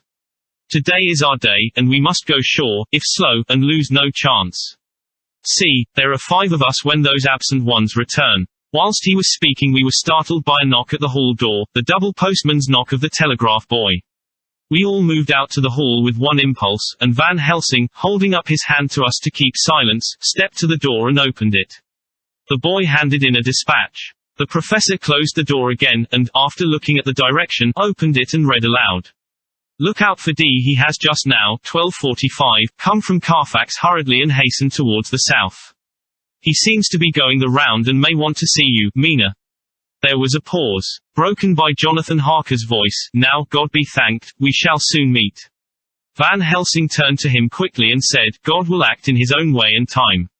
Do not fear, and do not rejoice as yet, for what we wish for at the moment may be our undoings. I care for nothing now, he answered hotly, except to wipe out this brute from the face of creation. I would sell my soul to do it. Oh, hush, hush, my child, said Van Helsing. God does not purchase souls in this wise, and the devil, though he may purchase, does not keep faith. But God is merciful and just, and knows your pain and your devotion to that dear Madam Mina. Think you, how her pain would be doubled, did she but hear your wild words. Do not fear any of us, we are all devoted to this cause, and today shall see the end. The time is coming for action, today this vampire is limit to the powers of man, until sunset he may not change. It will take him time to arrive here, see, it is 20 minutes past 1 and there are yet some times before he can hither come, be he never so quick. What we must hope for is that my Lord Arthur and Quincy arrive first. About half an hour after we had received Mrs. Harker's telegram, there came a quiet, resolute knock at the hall door. It was just an ordinary knock, such as is given hourly by thousands of gentlemen, but it made the professor's heart and mine beat loudly. We looked at each other, and together moved out into the hall. We each held ready to use our various armaments, the spiritual in the left hand, the mortal in the right. Van Helsing pulled back the latch, and, holding the door half open, stood back, having both hands ready for action. The gladness of our hearts must have shown upon our faces when on the step, close to the door, we saw Lord Godalming and Quincy Morris. They came quickly in and closed the door behind them, the former saying, as they moved along the hall, "It is all right. We found both places, 6 boxes in each, and we destroyed them all." Destroyed? Asked the professor. For him. We were silent for a minute, and then Quincy said, "There's nothing to do but to wait here. If, however, he doesn't turn up by 5 o'clock, we must start off, for it won't do to leave Mrs. Harker alone after sunset." "He will be here before long now," said Van Helsing, who had been consulting his pocketbook. Nota bene, in Madam's telegram he went south from Carfax, that means he went to cross the river, and he could only do so at slack of tide, which should be something before 1 o'clock. That he went south has a meaning for us. He is as yet only suspicious, and he went from Carfax first to the place where he would suspect interference least. You must have been at Bermondsey only a short time before him. That he is not here already shows that he went to Mile End next. This took him some time, for he would then have to be carried over the river in some way. Believe me, my friends, we shall not have long to wait now. We should have ready some plan of attack, so that we may throw away no chance. Hush, there is no time now. Have all your arms. Be ready. He held up a warning hand as he spoke, for we all could hear a key softly inserted in the lock of the hall door. I could not but admire, even at such a moment, the way in which a dominant spirit asserted itself. In all our hunting parties and adventures in different parts of the world, Quincy Morris had always been the one to arrange the plan of action, and Arthur and I had been accustomed to obey him implicitly. Now, the old habit seemed to be renewed instinctively. With a swift glance around the room, he at once laid out our plan of attack, and, without speaking a word, with a gesture, placed us each in position. Van Helsing, Harker, and I were just behind the door, so that when it was opened the professor could guard it whilst we two stepped between the incomer and the door. Godalming behind and Quincy in front stood just out of sight, ready to move in front of the window. We waited in a suspense that made the seconds pass with nightmare slowness. The slow, careful steps came along the hall. The Count was evidently prepared for some surprise, at least he feared it. Suddenly, with a single bound, he leaped into the room, winning a way past us before any of us could raise a hand to stay him. There was something so panther-like in the movement, something so unhuman, that it seemed to sober us all from the shock of his coming. The first to act was Harker, who, with a quick movement, threw himself before the door leading into the room in the front of the house. As the Count saw us, a horrible sort of snarl passed over his face, showing the eye teeth long and pointed, but the evil smile as quickly passed into a cold stare of lion-like disdain. His expression again changed as, with a single impulse, we all advanced upon him. It was a pity that we had not some better organized plan of attack, for even at the moment I wondered what we were to do. I did not myself know whether our lethal weapons would avail us anything. Harker evidently meant to try the matter, for he had ready his great cookery knife and made a fierce and sudden cut at him. The blow was a powerful one, only the diabolical quickness of the Count's leap back saved him. A second less and the trenchant blade had shorn through his heart. As it was, the point just cut the cloth of his coat, making a wide gap whence a bundle of banknotes and a stream of gold fell out. The expression of the Count's face was so hellish, that for a moment I feared for Harker, though I saw him throw the terrible knife aloft again for another stroke. Instinctively I moved forward with a protective impulse, holding the crucifix and wafer in my left hand. I felt a mighty power fly along my arm, and it was without surprise that I saw the monster cower back before a similar movement made spontaneously by each one of us. It would be impossible to describe the expression of hate and baffled malignity of anger and hellish rage which came over the Count's face. His waxen hue became greenish-yellow by the contrast of his burning eyes, and the red scar on the forehead showed on the pallid skin like a palpitating wound. The next instant, with a sinuous dive he swept under Harker's arm, ere his blow could fall, and, grasping a handful of the money from the floor, dashed across the room, threw himself at the window. Amid the crash and glitter of the falling glass, he tumbled into the flagged area below. Through the sound of the shivering glass I could hear the ting of the gold, as some of the sovereigns fell on the flagging. We ran over and saw him spring unhurt from the ground. He, rushing up the steps, crossed the flagged yard, and pushed open the stable door. There he turned and spoke to us. You think to baffle me, you with your pale faces all in a row, like sheep in a butcher's. You shall be sorry yet, each one of you. You think you have left me without a place to rest, but I have more. My revenge is just begun. I spread it over centuries, and time is on my side. Your girls that you all love are mine already, and through them you and others shall yet be mine, my creatures, to do my bidding and to be my jackals when I want to feed. Bah! With a contemptuous sneer, he passed quickly through the door, and we heard the rusty bolt creak as he fastened it behind him. A door beyond opened and shut. The first of us to speak was the professor, as, realizing the difficulty of following him through the stable, we moved toward the hall. We have learned something much. Notwithstanding his brave words, he fears us, he fear time, he fear want. For if not, why he hurry so? His very tone betray him, or my ears deceive. Why take that money? You follow quick. You are hunters of wild beast, and understand it so. For me, I make sure that nothing here may be of use to him, if so that he return. As he spoke he put the money remaining into his pocket, took the title deeds in the bundle as Harker had left them, and swept the remaining things into the open fireplace, where he set fire to them with a match. Godalming and Morris had rushed out into the yard, and Harker had lowered himself from the window to follow the Count. He had, however, bolted the stable door, and by the time they had forced it open there was no sign of him. Van Helsing and I tried to make inquiry at the back of the house, but the mews was deserted and no one had seen him depart. It was now late in the afternoon, and sunset was not far off. We had to recognize that our game was up. With heavy hearts we agreed with the professor when he said, "Let us go back to Madame Mina, poor dear Madame Mina. All we can do just now is done, and we can there, at least, protect her. But we need not despair. There is but one more earth box, and we must try to find it. When that is done all may yet be well." I could see that he spoke as bravely as he could to comfort Harker. The poor fellow was quite broken down. Now and again he gave a low groan which he could not suppress. He was thinking of his wife. With sad hearts we came back to my house, where we found Mrs. Harker waiting us, with an appearance of cheerfulness which did honor to her bravery and unselfishness. When she saw our faces, her own became as pale as death. For a second or two her eyes were closed as if she were in secret prayer, and then she said cheerfully, "I can never thank you all enough. Oh, my poor darling." As she spoke, she took her husband's grey head in her hands and kissed it. "Lay your poor head here and rest it. All will yet be well, dear. God will protect us if he so will it in his good intent." The poor fellow groaned. There was no place for words in his sublime misery. We had a sort of perfunctory supper together, and I think it cheered us all up somewhat. It was, perhaps, the mere animal heat of food to hungry people, for none of us had eaten anything since breakfast, or the sense of companionship may have helped us, but anyhow we were all less miserable, and saw the morrow as not altogether without hope. True to our promise, we told Mrs. Harker everything which had passed, and although she grew snowy white at times when danger had seemed to threaten her husband, and red at others when his devotion to her was manifested, she listened bravely and with calmness.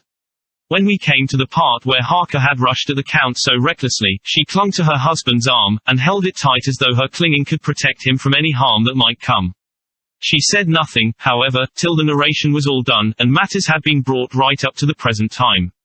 Then without letting go her husband's hand she stood up amongst us and spoke. Oh, that I could give any idea of the scene, of that sweet, good woman in all the radiant beauty of her youth and animation, with the red scar on her forehead, of which she was conscious, and which we saw with grinding of our teeth, remembering whence and how it came, her loving kindness against our grim hate, her tender faith against all our fears and doubting, and we, knowing that so far as symbols went, she with all her goodness and purity and faith, was outcast from God. "Jonathan," she said, and the words sounded like music on her lips, it was so full of love and tenderness, "Jonathan dear, and you all my true friends, I want you to bear something in mind through all this dreadful time. I know that you must fight, that you must destroy, even as you destroyed the false Lucy, so that the true Lucy might live hereafter, but it is not a work of hate. That poor soul who has wrought all this misery is the saddest case of all. Just think what will be his joy when he, too, is destroyed in his worse part, that his better part may have spiritual immortality. You must be pitiful to him, too, though it may not hold your hands from his destruction. As she spoke, I could see her husband's face darken and draw together, as though the passion in him was shriveling his being to its core. Instinctively the clasp on his wife's hand grew closer, till his knuckles looked white. She did not flinch from the pain which I knew she must have suffered, but looked at him with eyes that were more appealing than ever. As she stopped speaking, he leaped to his feet, almost tearing his hand from hers as he spoke. May God give him into my hand just for long enough to destroy that earthly life of him which we are aiming at. If beyond it I could send his soul forever and ever to burning hell, I would do it. Oh, hush, in the name of the good God. Don't say such things, Jonathan, my husband, or you will crush me with fear and horror. Just think, my dear, I have been thinking all this long day of it, that, perhaps, some day, I, too, may need such pity, and that some other like you and with equal cause for anger may deny it to me. Oh, my husband, indeed I would have spared you such a thought had there been another way, but I pray that God may not have treasured your wild words, except as the heart-broken wail of a very loving and sorely stricken man. Oh, God, let these poor white hairs go in evidence of what he has suffered, who all his life has done no wrong, and on whom so many sorrows have come. We men were all in tears now. There was no resisting them, and we wept openly. She wept, too, to see that her sweeter counsels had prevailed. Her husband flung himself on his knees beside her, and putting his arms round her, hid his face in the folds of her dress. Van Helsing beckoned to us and we stole out of the room, leaving the two loving hearts alone with the god. Before they retired, the professor fixed up the room against any coming of the vampire, and assured Mrs. Harker that she might rest in peace. She tried to school herself to the belief, and, manifestly for her husband's sake, tried to seem content. It was a brave struggle, and was, I think and believe, not without its reward. Van Helsing had placed at hand a bell which either of them was to sound in case of any emergency. When they had retired, Quincy, Godalming, and I arranged that we should sit up, dividing the night between us, and watch over the safety of the poor stricken lady. The first watch falls to Quincy, so the rest of us shall be off to bed as soon as we can. Godalming has already turned in, for his is the second watch. Now that my work is done, I, too, shall go to bed. Jonathan Harker's Journal, the 3rd to the 4th of October, close to midnight. I thought yesterday would never end. There was over me a yearning for sleep, in some sort of blind belief that to wake would be to find things changed, and that any change must now be for the better. Before we parted, we discussed what our next step was to be, but we could arrive at no result. All we knew was that one earth box remained, and that the Count alone knew where it was. If he chooses to lie hidden, he may baffle us for years, and in the meantime. The thought is too horrible, I dare not think of it even now. This I know, that if ever there was a woman who was all perfection, that one is my poor wronged darling. I love her 1,000 times more for her sweet pity of last night, a pity that made my own hate of the monster seem despicable. Surely God will not permit the world to be the poorer by the loss of such a creature. This is hope to me. We are all drifting reefwards now, and faith is our only anchor. Thank God, Mina is sleeping, and sleeping without dreams. I fear what her dreams might be like, with such terrible memories to ground them in. She has not been so calm, within my seeing, since the sunset. Then, for a while, there came over her face a repose which was like spring after the blasts of March. I thought at the time that it was the softness of the red sunset on her face, but somehow now I think it has a deeper meaning. I am not sleepy myself, though I am weary to death. However, I must try to sleep, for there is tomorrow to think of, and there is no rest for me until later. I must have fallen asleep, for I was awaked by Mina, who was sitting up in bed, with a startled look on her face.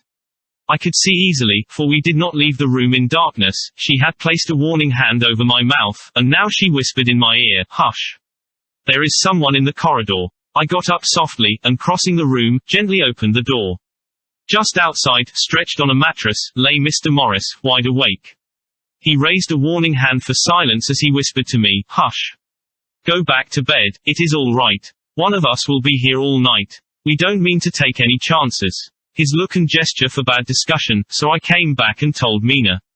She sighed, and positively a shadow of a smile stole over her poor, pale face as she put her arms round me and said softly, "Oh, thank God for good brave men." With a sigh she sank back again to sleep. I write this now as I am not sleepy, though I must try again. The 4th of October, morning. Once again during the night I was wakened by Mina. This time we had all had a good sleep, for the grey of the coming dawn was making the windows into sharp oblongs, and the gas flame was like a speck rather than a disk of light. She said to me hurriedly, "Go, call the professor. I want to see him at once." "Why?" I asked. "I have an idea. I suppose it must have come in the night, and matured without my knowing it. He must hypnotize me before the dawn, and then I shall be able to speak. Go quick, dearest, the time is getting close." I went to the door. Dr. Seward was resting on the mattress, and, seeing me, he sprang to his feet. "Is anything wrong?" he asked, in alarm. "No," I replied, "but Mina wants to see Dr. Van Helsing at once." "I will go," he said, and hurried into the professor's room. In 2 or 3 minutes later Van Helsing was in the room in his dressing gown, and Mr. Morris and Lord Godalming were with Dr. Seward at the door asking questions. When the professor saw Mina smile, a positive smile ousted the anxiety of his face. He rubbed his hands as he said, "Oh, my dear Madam Mina, this is indeed a change. See, friend Jonathan, we have got our dear Madam Mina, as of old, back to us today." Then turning to her, he said, cheerfully, "And what am I do for you? For at this hour you do not want me for nothings. I want you to hypnotize me," she said. "Do it before the dawn, for I feel that then I can speak, and speak freely. Be quick, for the time is short." Without a word he motioned her to sit up in bed. Looking fixedly at her, he commenced to make passes in front of her, from over the top of her head downward, with each hand in turn. Mina gazed at him fixedly for a few minutes, during which my own heart beat like a trip hammer, for I felt that some crisis was at hand. Gradually her eyes closed, and she sat, stock still. Only by the gentle heaving of her bosom could one know that she was alive. The professor made a few more passes and then stopped, and I could see that his forehead was covered with great beads of perspiration. Mina opened her eyes, but she did not seem the same woman. There was a far-away look in her eyes, and her voice had a sad dreaminess which was new to me. Raising his hand to impose silence, the professor motioned to me to bring the others in. They came on tiptoe, closing the door behind them, and stood at the foot of the bed, looking on. Mina appeared not to see them. The stillness was broken by Van Helsing's voice speaking in a low-level tone which would not break the current of her thoughts. "Where are you?" The answer came in a neutral way, "I do not know. Sleep has no place it can call its own." For several minutes there was silence. Mina sat rigid, and the professor stood staring at her fixedly. The rest of us hardly dared to breathe. The room was growing lighter. Without taking his eyes from Mina's face, Dr. Van Helsing motioned me to pull up the blind. I did so, and the day seemed just upon us. A red streak shot up, and a rosy light seemed to diffuse itself through the room. On the instant the professor spoke again. "Where are you now?" The answer came dreamily, but with intention. It were as though she were interpreting something. I have heard her use the same tone when reading her shorthand notes. "I do not know. It is all strange to me." "What do you see?" "I can see nothing. It is all dark." "What do you hear?" I could detect the strain in the professor's patient voice. "The lapping of water. It is gurgling by, and little waves leap. I can hear them on the outside." "Then you are on a ship." We all looked at each other, trying to glean something each from the other. We were afraid to think. The answer came quick. "Oh, yes. What else do you hear?" "The sound of men stamping overhead as they run about. There is the creaking of a chain, and the loud tinkle as the check of the capstan falls into the rochet." "What are you doing?" "I am still, oh, so still. It is like death." The voice faded away into a deep breath as of one sleeping, and the open eyes closed again. By this time the sun had risen, and we were all in the full light of day. Dr. Van Helsing placed his hands on Mina's shoulders, and laid her head down softly on her pillow. She lay like a sleeping child for a few moments, and then, with a long sigh, awoke and stared in wonder to see us all around her. "Have I been talking in my sleep?" was all she said. She seemed, however, to know the situation without telling, though she was eager to know what she had told. The professor repeated the conversation, and she said, "Then there is not a moment to lose. It may not be yet too late." Mr. Morris and Lord Godalming started for the door, but the professor's calm voice called them back. "Stay, my friends. That ship, wherever it was weighing anchor whilst she spoke. There are many ships weighing anchor at the moment in your so great port of London. Which of them is it that you seek? God be thanked that we have once again a clue, though whither it may lead us we know not. We have been blind somewhat, blind after the manner of men, since when we can look back we see what we might have seen, looking forward if we had been able to see what we might have seen. Alas, but that sentence is a puddle, is it not? We can know now what was in the Count's mind, when he seized that money, though Jonathan's so fierce knife put him in the danger that even he dread. He meant escape. Hear me, escape. He saw that with but one earth box left, and a pack of men following like dogs after a fox, this London was no place for him. He have take his last earth box on board a ship, and he leave the land. He think to escape, but no. We follow him. Tally-ho, as friend Arthur would say when he put on his red frock. Our old fox is wily, oh, so wily, and we must follow with wile. I, too, am wily and I think his mind in a little while. In meantime we may rest and in peace, for there are waters between us which he do not want to pass, and which he could not if he would unless the ship were to touch the land, and then only at full or slack tide. See, and the sun is just rose, and all day to sunset is to us. Let us take bath, and dress, and have breakfast which we all need, and which we can eat comfortably since he be not in the same land with us. Mina looked at him appealingly as she asked, but why need we seek him further, when he is gone away from us? He took her hand and patted it as he replied, ask me nothings as yet. When we have breakfast, then I answer all questions. He would say no more, and we separated to dress. After breakfast Mina repeated her question. He looked at her gravely for a minute and then said, sorrowfully, because my dear, dear Madam Mina, now more than ever must we find him even if we have to follow him to the jaws of hell. She grew paler as she asked faintly, why? Because, he answered solemnly, he can live for centuries, and you are but mortal woman. Time is now to be dreaded since once he put that mark upon your throat. I was just in time to catch her as she fell forward in a faint. Chapter 24 Drive. Seward's phonograph diary, spoken by Van Helsing this to Jonathan Harker. You are to stay with your dear Madam Mina. We shall go to make our search if I can call it so, for it is not search but knowing, and we seek confirmation only. But do you stay and take care of her today. This is your best and most holiest office. This day nothing can find him here. Let me tell you that so you will know what we foreknow already, for I have tell them. He, our enemy, have gone away, he have gone back to his castle in Transylvania. I know it so well, as if a great hand of fire wrote it on the wall. He have prepared for this in some way, and that last earth box was ready to ship somewheres.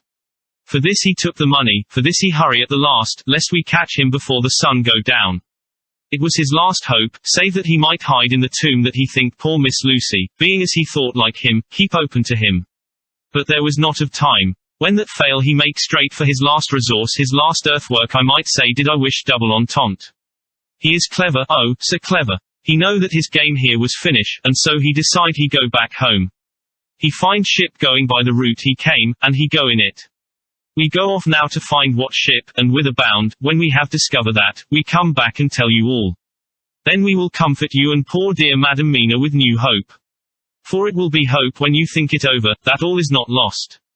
This very creature that we pursue, he take hundreds of years to get so far as London, and yet in one day, when we know of the disposal of him we drive him out. He is finite, though he is powerful to do much harm and suffers not as we do. But we are strong, each in our purpose, and we are all more strong together. Take heart afresh, dear husband of Madam Mina. This battle is but begun, and in the end we shall win so sure as that God sits on high to watch over his children. Therefore be of much comfort till we return. Van Helsing. Jonathan Harker's Journal, the 4th of October. When I read to Mina, Van Helsing's message in the phonograph, the poor girl brightened up considerably. Already the certainty that the Count is out of the country has given her comfort, and comfort is strength to her. For my own part, now that his horrible danger is not face to face with us, it seems almost impossible to believe in it. Even my own terrible experiences in Castle Dracula seem like a long-forgotten dream. Here in the crisp autumn air in the bright sunlight, alas! How can I disbelieve? In the midst of my thought my eye fell on the red scar on my poor darling's white forehead. Whilst that lasts, there can be no disbelief. And afterwards the very memory of it will keep faith crystal clear. Mina and I fear to be idle, so we have been over all the diaries again and again. Somehow, although the reality seems greater each time, the pain and the fear seem less. There is something of a guiding purpose manifest throughout, which is comforting.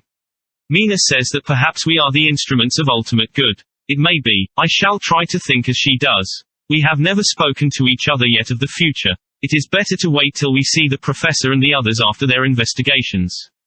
The day is running by more quickly than I ever thought a day could run for me again. It is now 3 o'clock. Mina Harker's Journal, the 5th of October, 5 p.m. Our meeting for report. Present, Professor Van Helsing, Lord Godalming, Dr. Seward, Mr. Quincy Morris, Jonathan Harker, Mina Harker. Dr. Van Helsing described what steps were taken during the day to discover on what boat and whither bound Count Dracula made his escape. As I knew that he wanted to get back to Transylvania, I felt sure that he must go by the Danube mouth, or by somewhere in the Black Sea, since by that way he come. It was a dreary blank that was before us. Omne ignotum pro magnifico, and so with heavy hearts we start to find what ships leave for the Black Sea last night. He was in sailing ship, since Madam Mina tell of sails being set. These not so important as to go in your list of the shipping in the Times, and so we go, by suggestion of Lord Godalming, to your Lloyd's, where a note of all ships that sail, however so small. There we find that only one Black Sea-bound ship go out with the tide. She is the Tsarina Catherine, and she sailed from Doolittle's Wharf for Varna, and thence on to other parts and up the Danube. So, said I, this is the ship whereon is the Count. So off we go to Doolittle's Wharf, and there we find a man in an office of wood so small that the man looked bigger than the office. From him we inquire of the goings of the Tsarina Catherine. He swear much, and he red face and loud of voice, but he good fellow all the same, and when Quincy give him something from his pocket which crackle as he roll it up, and put it in a so small bag which he have hid deep in his clothing, he still better fellow and humble servant to us. He come with us, and ask many men who are rough and hot, these be better fellows too when they have been no more thirsty. They say much of blood and bloom, and of others which I comprehend not, though I guess what they mean, but nevertheless they tell us all things which we want to know. They make known to us among them, how last afternoon at about 5 o'clock comes a man so hurry. A tall man, thin and pale, with high nose and teeth so white, and eyes that seem to be burning. That he be all in black, except that he have a hat of straw which suit not him all the time. That he scatter his money in making quick inquiry as to what ship sails for the Black Sea and for where. Some took him to the office and then to the ship, where he will not go aboard but halt at shore end of gangplank, and ask that the captain come to him. The captain come, when told that he will be pay well, and though he swear much at the first he agree to term. Then the thin man go and someone tell him where horse and cart can be hired. He go there and soon he come again, himself driving cart on which a great box, this he himself lift down, though it take several to put it on truck for the ship. He give much talk to captain as to how and where his box is to be placed, but the captain like it not and swear at him in many tongues, and tell him that if he like he can come and see where it shall be. But he say, no, that he come not yet, for that he have much to do. Whereupon the captain tell him that he had better be quick with blood for that his ship will leave the place of blood before the turn of the tide with blood. Then the thin man smile and say that of course he must go when he think fit, but he will be surprised if he go quite so soon. The captain swear again, polyglot, and the thin man make him bow, and thank him, and say that he will so far intrude on his kindness as to come aboard before the sailing. Final the captain, more red than ever, and in more tongues tell him that he doesn't want no Frenchman with bloom upon them and also with blood in his ship with blood on her also. And sir, after asking where there might be close at hand a ship where he might purchase ship forms, he departed. No one knew where he went, or Bloomin well cared, as they said, for they had something else to think of well with blood again, for it soon became apparent to all that the Tsarina Catherine would not sail as was expected. A thin mist began to creep up from the river, and it grew, and grew, till soon a dense fog enveloped the ship and all around her. The captain swore polyglot very polyglot with bloom and blood, but he could do nothing. The water rose and rose, and he began to fear that he would lose the tide altogether. He was in no friendly mood, when just at full tide, the thin man came up the gangplank again and asked to see where his box had been stowed. Then the captain replied that he wished that he and his box old and with much bloom and blood were in hell. But the thin man did not be offend, and went down with the mate and saw where it was placed, and came up and stood a while on deck in fog. He must have come off by himself, for none notice him. Indeed they thought not of him, for soon the fog began to melt away, and all was clear again. My friends of the thirst and the language that was of bloom and blood laughed, as they told how the captain's swears exceeded even his usual polyglot, and was more than ever full of picturesque, when on questioning other mariners who were on movement up and down on the river that hour, he found that few of them had seen any of fog at all, except where it lay round the wharf.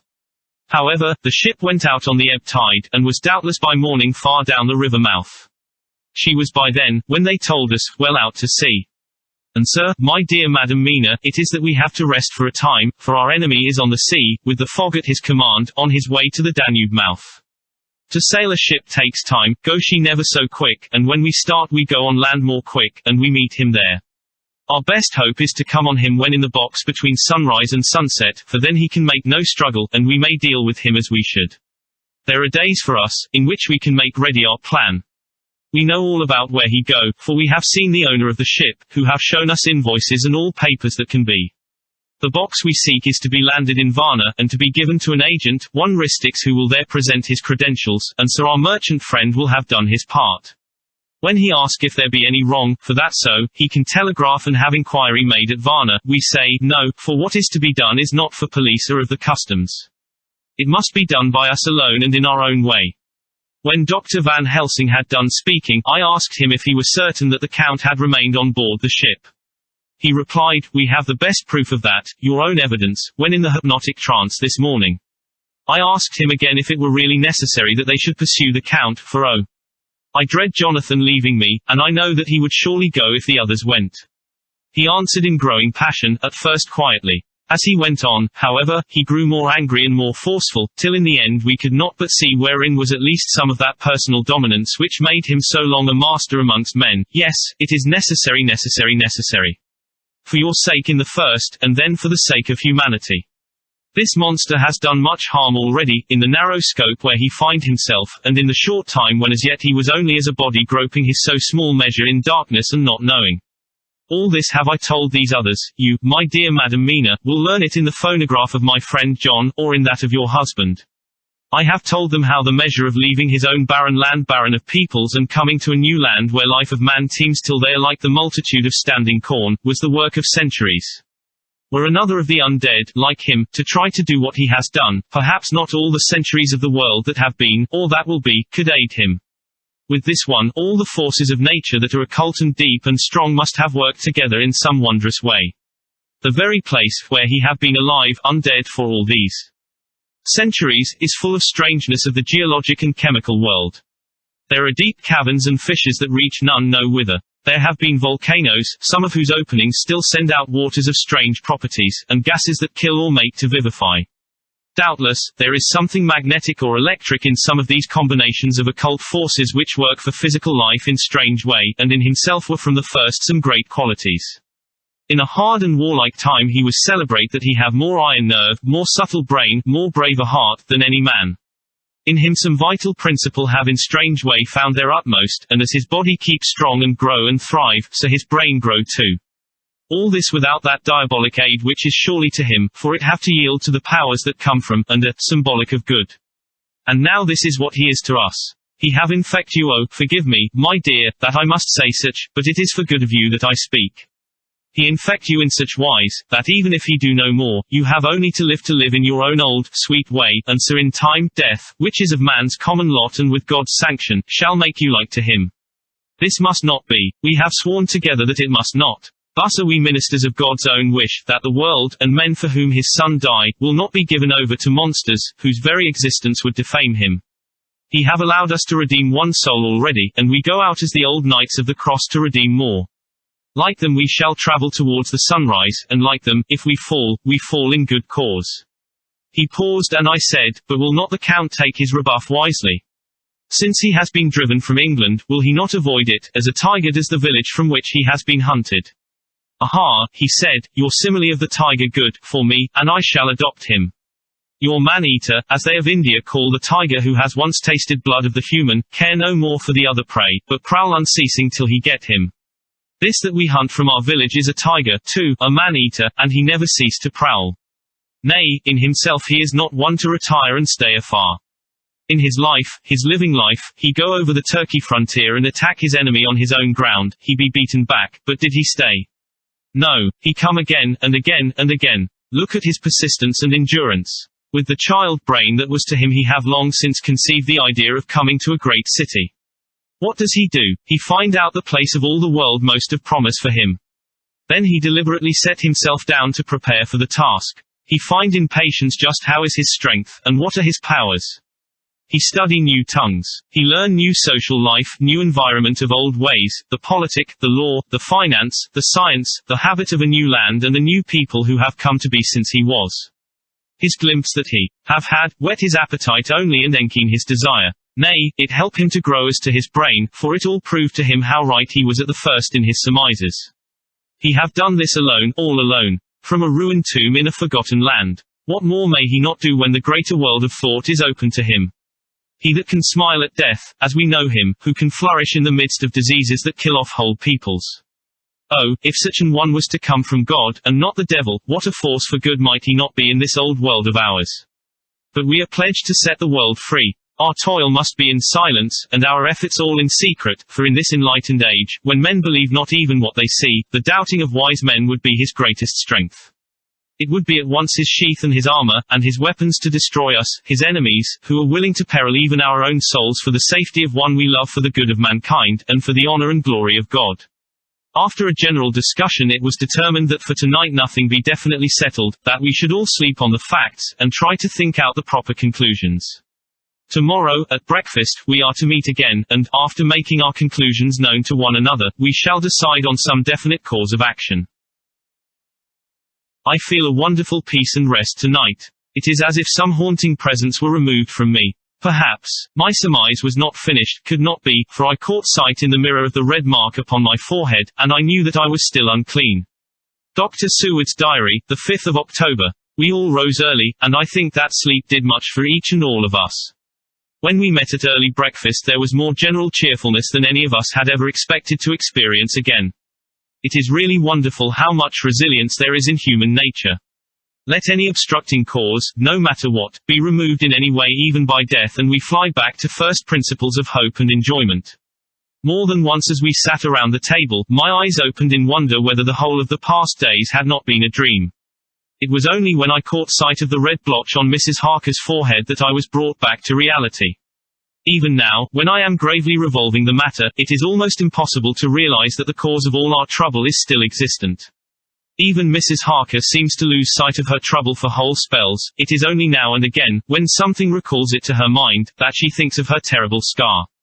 We are to meet here in my study in half an hour and decide on our course of action. I see only one immediate difficulty. I know it by instinct rather than reason. We shall all have to speak frankly, and yet I fear that in some mysterious way poor Mrs. Harker's tongue is tied. I know that she forms conclusions of her own, and from all that has been I can guess how. Have had, whet his appetite only and enking his desire. Nay, it helped him to grow as to his brain, for it all proved to him how right he was at the first in his surmises. He have done this alone, all alone, from a ruined tomb in a forgotten land. What more may he not do when the greater world of thought is open to him? He that can smile at death, as we know him, who can flourish in the midst of diseases that kill off whole peoples. Oh, if such an one was to come from God, and not the devil, what a force for good might he not be in this old world of ours? But we are pledged to set the world free. Our toil must be in silence, and our efforts all in secret, for in this enlightened age, when men believe not even what they see, the doubting of wise men would be his greatest strength. It would be at once his sheath and his armor, and his weapons to destroy us, his enemies, who are willing to peril even our own souls for the safety of one we love, for the good of mankind, and for the honor and glory of God. After a general discussion it was determined that for tonight nothing be definitely settled, that we should all sleep on the facts, and try to think out the proper conclusions. Tomorrow, at breakfast, we are to meet again, and, after making our conclusions known to one another, we shall decide on some definite course of action. I feel a wonderful peace and rest tonight. It is as if some haunting presence were removed from me. Perhaps, my surmise was not finished, could not be, for I caught sight in the mirror of the red mark upon my forehead, and I knew that I was still unclean. Dr. Seward's Diary, the 5th of October. We all rose early, and I think that sleep did much for each and all of us. When we met at early breakfast there was more general cheerfulness than any of us had ever expected to experience again. It is really wonderful how much resilience there is in human nature. Let any obstructing cause, no matter what, be removed in any way, even by death, and we fly back to first principles of hope and enjoyment. More than once as we sat around the table, my eyes opened in wonder whether the whole of the past days had not been a dream. It was only when I caught sight of the red blotch on Mrs. Harker's forehead that I was brought back to reality. Even now, when I am gravely revolving the matter, it is almost impossible to realize that the cause of all our trouble is still existent. Even Mrs. Harker seems to lose sight of her trouble for whole spells. It is only now and again, when something recalls it to her mind, that she thinks of her terrible scar. We are to meet here in my study in half an hour and decide on our course of action. I see only one immediate difficulty, I know it by instinct rather than reason, we shall all have to speak frankly, and yet I fear that in some mysterious way poor Mrs. Harker's tongue is tied. I know that she forms conclusions of her own, and from all that has been I can guess how. He might have to inflict upon the poor soul already so tortured. I knew that it would be some sort of comfort to him if I told him that I also had come to the same conclusion, for at any rate it would take away the pain of doubt. I told him, and the effect was as I expected. It is now close to the time of our general gathering. Van Helsing has gone away to prepare for the meeting, and his painful part of it. I really believe his purpose is to be able to pray alone. Later, at the very outset of our meeting, a great personal relief was experienced by both Van Helsing and myself. Mrs. Harker had sent a message by her husband to say that she would not join us at present, as she thought it better that we should be free to discuss our movements without her presence to embarrass us. The professor and I looked at each other for an instant, and somehow we both seemed relieved. For my own part, I thought that if Mrs. Harker realized the danger herself, it was much pain as well as much danger averted. Under the circumstances we agreed, by a questioning look and answer, with finger on lip, to preserve silence in our suspicions, until we should have been able to confer alone again.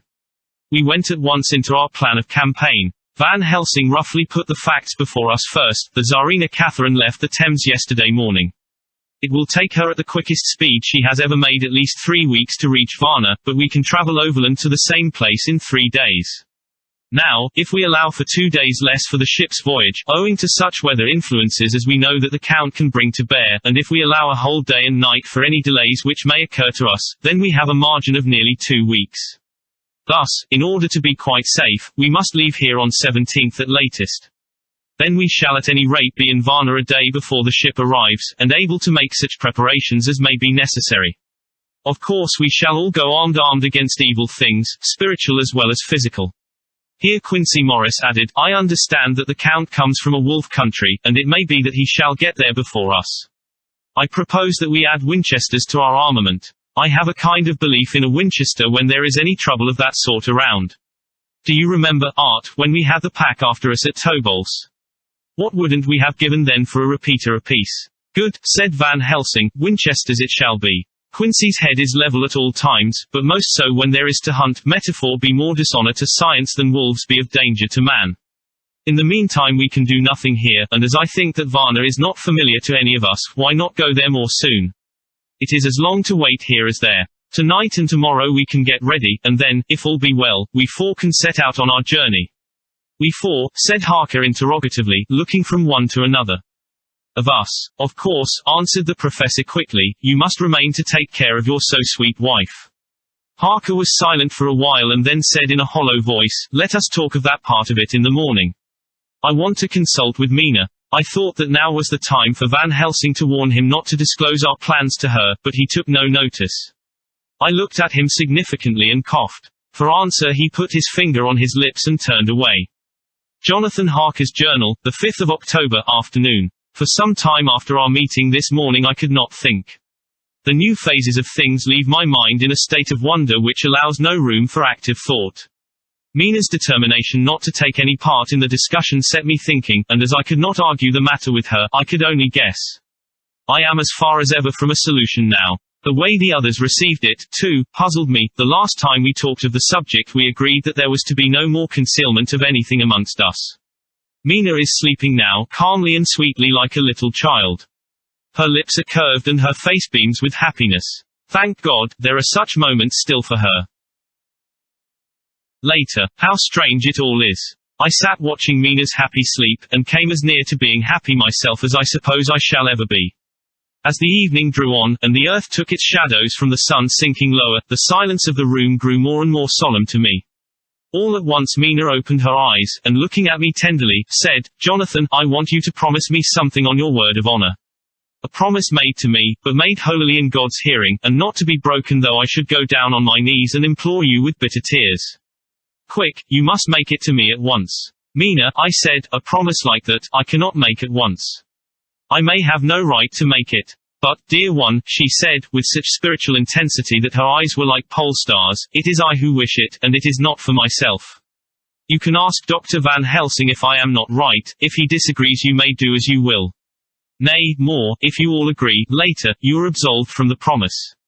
I promise, I said, and for a moment she looked supremely happy, though to me all happiness for her was denied by the red scar on her forehead. She said, promise me that you will not tell me anything of the plans formed for the campaign against the Count. Not by word, or inference, or implication, not at any time whilst this remains to me, and she solemnly pointed to the scar. I saw that she was in earnest, and said solemnly, I promise, and as I said it I felt that from that instant a door had been shut between us. Later, midnight. Mina has been bright and cheerful all the evening. So much so that all the rest seemed to take courage, as if infected somewhat with her gaiety. As a result even I myself felt as if the pall of gloom which weighs us down was somewhat lifted. We all retired early. Mina is now sleeping like a little child. It is a wonderful thing that her faculty of sleep remains to her in the midst of her terrible trouble. Thank God for it, for then at least she can forget her care. Perhaps her example may affect me as her gaiety did tonight. I shall try it. Oh, for a dreamless sleep. The 6th of October, morning. Another surprise. Mina woke me, early, about the same time as yesterday, and asked me to bring Dr. Van Helsing. I thought that it was another occasion for hypnotism, and without question went for the professor. He had evidently expected some such call, for I found him dressed in his room. His door was ajar, so that he could hear the opening of the door of our room. He came at once. As he passed into the room, he asked Mina if the others might come, too. No, she said quite simply, it will not be necessary. You can tell them just as well. I must go with you on your journey. Dr. Van Helsing was as startled as I was. After a moment's pause he asked, but why? You must take me with you. I am safer with you, and you shall be safer, too. But why, dear Madam Mina? You know that your safety is our solemnest duty. We go into danger, to which you are, or may be, more liable than any of us from circumstances, things that have been. He paused, embarrassed. As she replied, she raised her finger and pointed to her forehead. I know. That is why I must go. I can tell you now, whilst the sun is coming up, I may not be able again. I know that when the Count wills me I must go. I know that if he tells me to come in secret, I must come by wile, by any device to hoodwink even Jonathan. God saw the look that she turned on me as she spoke, and if there be indeed a recording angel, that look is noted to her everlasting honor. I could only clasp her hand. I could not speak, my emotion was too great for even the relief of tears. She went on, you men are brave and strong. You are strong in your numbers, for you can defy that which would break down the human endurance of one who had to guard alone. Besides, I may be of service, since you can hypnotize me and so learn that which even I myself do not know. Dr. Van Helsing said very gravely, Madam Mina, you are, as always, most wise. You shall with us come, and together we shall do that which we go forth to achieve. When he had spoken, Mina's long spell of silence made me look at her. She had fallen back on her pillow asleep. She did not even wake when I had pulled up the blind and let in the sunlight which flooded the room.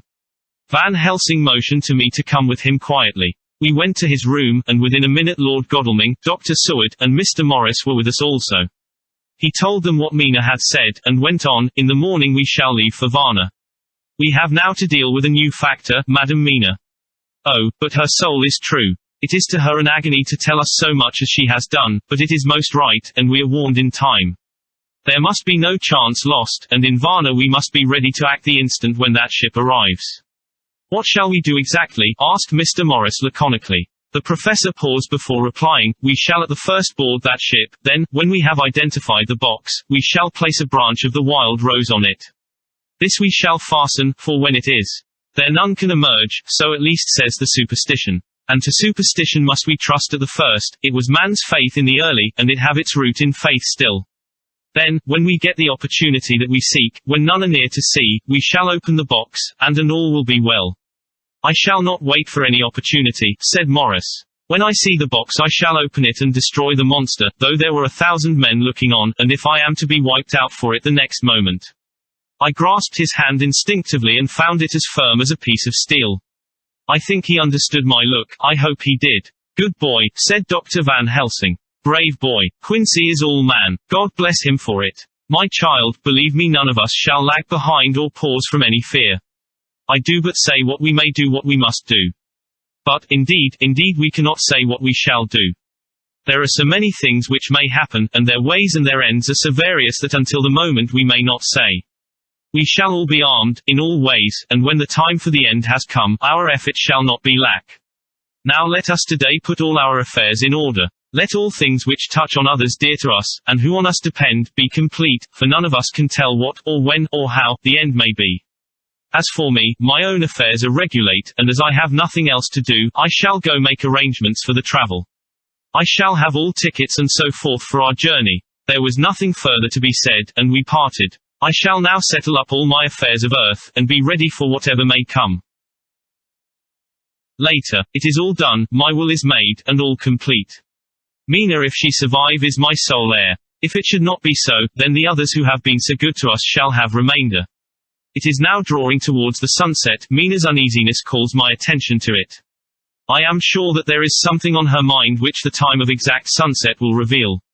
These occasions are becoming harrowing times for us all, for each sunrise and sunset opens up some new danger, some new pain, which, however, may in God's will be means to a good end. I write all these things in the diary since my darling must not hear them now, but if it may be that she can see them again, they shall be ready. She is calling to me. Chapter 25 Drive. Seward's Diary, the 11th of October, evening. Jonathan Harker has asked me to note this, as he says he is hardly equal to the task, and he wants an exact record kept. I think that none of us were surprised when we were asked to see Mrs. Harker a little before the time of sunset. We have of late come to understand that sunrise and sunset are to her times of peculiar freedom, when her old self can be manifest without any controlling force subduing or restraining her, or inciting her to action. This mood or condition begins some half hour or more before actual sunrise or sunset, and lasts till either the sun is high, or whilst the clouds are still aglow with the rays streaming above the horizon. At first there is a sort of negative condition, as if some tie were loosened, and then the absolute freedom quickly follows. When, however, the freedom ceases, the change back or relapse comes quickly, preceded only by a spell of warning silence. Tonight, when we met, she was somewhat constrained, and bore all the signs of an internal struggle. I put it down myself to her making a violent effort at the earliest instant she could do so. A very few minutes, however, gave her complete control of herself. Then, motioning her husband to sit beside her on the sofa where she was half reclining, she made the rest of us bring chairs up close. Taking her husband's hand in hers, began, "We are all here together in freedom, for perhaps the last time. I know, dear, I know that you will always be with me to the end." This was to her husband, whose hand had, as we could see, tightened upon hers. In the morning we go out upon our task, and God alone knows what may be in store for any of us. You are going to be so good to me as to take me with you.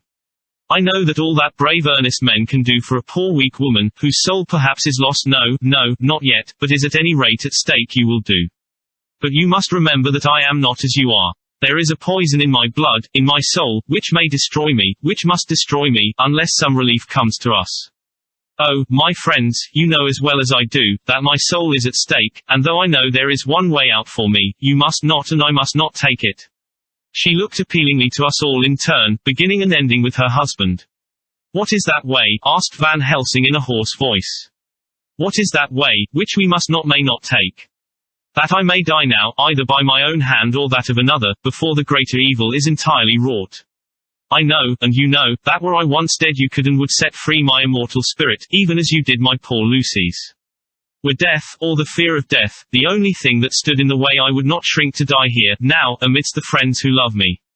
But death is not all. I cannot believe that to die in such a case, when there is hope before us and a bitter task to be done, is God's will.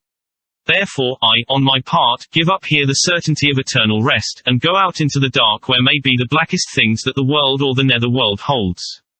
We were all silent, for we knew instinctively that this was only a prelude. The faces of the others were set and Harker's grew ashen grey. Perhaps he guessed better than any of us what was coming. She continued, "This is what I can give into the hotch-pot." I could not but note the quaint legal phrase which she used in such a place, and with all seriousness. "What will each of you give?" "Your lives, I know," she went on quickly, "that is easy for brave men. Your lives are God's, and you can give them back to Him, but what will you give to me?" She looked again questioningly, but this time avoided her husband's face. Quincy seemed to understand, he nodded, and her face lit up. "Then I shall tell you plainly what I want, for there must be no doubtful matter in this connection between us now. You must promise me, one and all, even you, my beloved husband, that, should the time come, you will kill me. What is that time? The voice was Quincy's, but it was low and strained. When you shall be convinced that I am so changed that it is better that I die than I may live. When I am thus dead in the flesh, then you will, without a moment's delay, drive a stake through me and cut off my head, or do whatever else may be wanting to give me rest. Quincy was the first to rise after the pause. He knelt down before her and taking her hand in his said solemnly, I'm only a rough fellow, who hasn't, perhaps, lived as a man should to win such a distinction, but I swear to you by all that I hold sacred and dear that, should the time ever come, I shall not flinch from the duty that you have set us. And I promise you, too, that I shall make all certain, for if I am only doubtful I shall take it that the time has come. My true friend, was all she could say amid her fast-falling tears, as, bending over, she kissed his hand. I swear the same, my dear Madam Mina, said Van Helsing. And I, said Lord Godalming, each of them in turn kneeling to her to take the oath. I followed, myself. Then her husband turned to her one-eyed and with a greenish pallor which subdued the snowy whiteness of his hair, and asked, and must I, too, make such a promise, oh, my wife? You too, my dearest, she said, with infinite yearning of pity in her voice and eyes. You must not shrink. You are nearest and dearest and all the world to me, our souls are knit into one, for all life and all time. Think, dear, that there have been times when brave men have killed their wives and their womenkind, to keep them from falling into the hands of the enemy. Their hands did not falter any the more because those that they loved implored him to slay them. It is men's duty towards those whom they love, in such times of sore trial. And oh, my dear, if it is to be that I must meet death at any hand, let it be at the hand of him that loves me best. Dr. Van Helsing, I have not forgotten your mercy in poor Lucy's case to him who loved, she stopped with a flying blush, and changed her phrase, to him who had best right to give her peace. If that time shall come again, I look to you to make it a happy memory of my husband's life that it was his loving hand which set me free from the awful thrall upon me.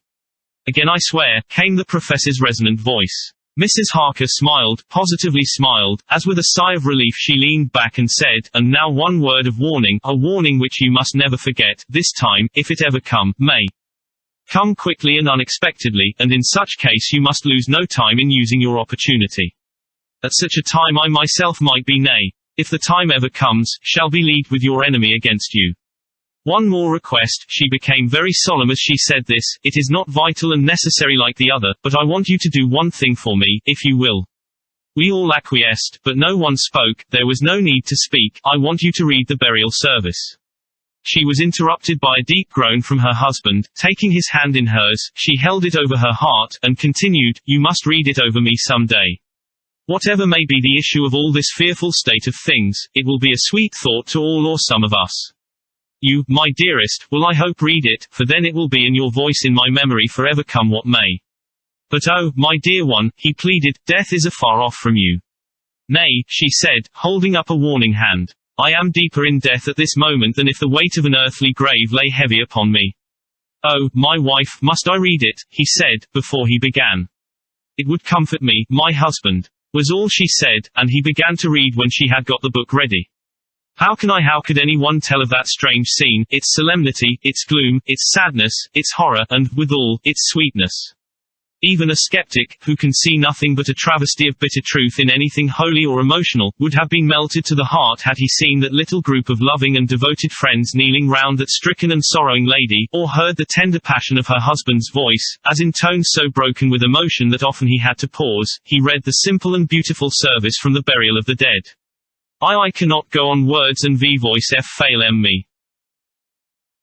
She was right in her instinct. Strange as it all was, bizarre as it may hereafter seem even to us who felt its potent influence at the time, it comforted us much, and the silence, which showed Mrs. Harker's coming relapse from her freedom of soul, did not seem so full of despair to any of us as we had dreaded. Jonathan Harker's Journal, the 15th of October, Varna. We left Charing Cross on the morning of the 12th, got to Paris the same night, and took the places secured for us in the Orient Express. We travelled night and day, arriving here at about 5 o'clock. Lord Godalming went to the consulate to see if any telegram had arrived for him, whilst the rest of us came on to this hotel, the Odysseus. The journey may have had incidents, I was, however, too eager to get on, to care for them. Until the Tsarina Catherine comes into port there will be no interest for me in anything in the wide world. Thank God, Mina is well, and looks to be getting stronger, her color is coming back. She sleeps a great deal, throughout the journey she slept nearly all the time. before sunrise and sunset. However, she is very wakeful and alert, and it has become a habit for Van Helsing to hypnotize her at such times. At first, some effort was needed, and he had to make many passes, but now, she seems to yield at once, as if by habit, and scarcely any action is needed. He seems to have power at these particular moments to simply will, and her thoughts obey him. He always asks her what she can see and hear. She answers to the first, nothing, all is dark. And to the second, I can hear the waves lapping against the ship, and the water rushing by. Canvas and cordage strain and masts and yards creak. The wind is high, I can hear it in the shrouds, and the bow throws back the foam.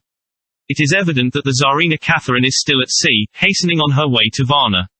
Lord Godalming has just returned. He had 4 telegrams, one each day since we started, and all to the same effect, that the Tsarina Catherine had not been reported to Lloyd's from anywhere.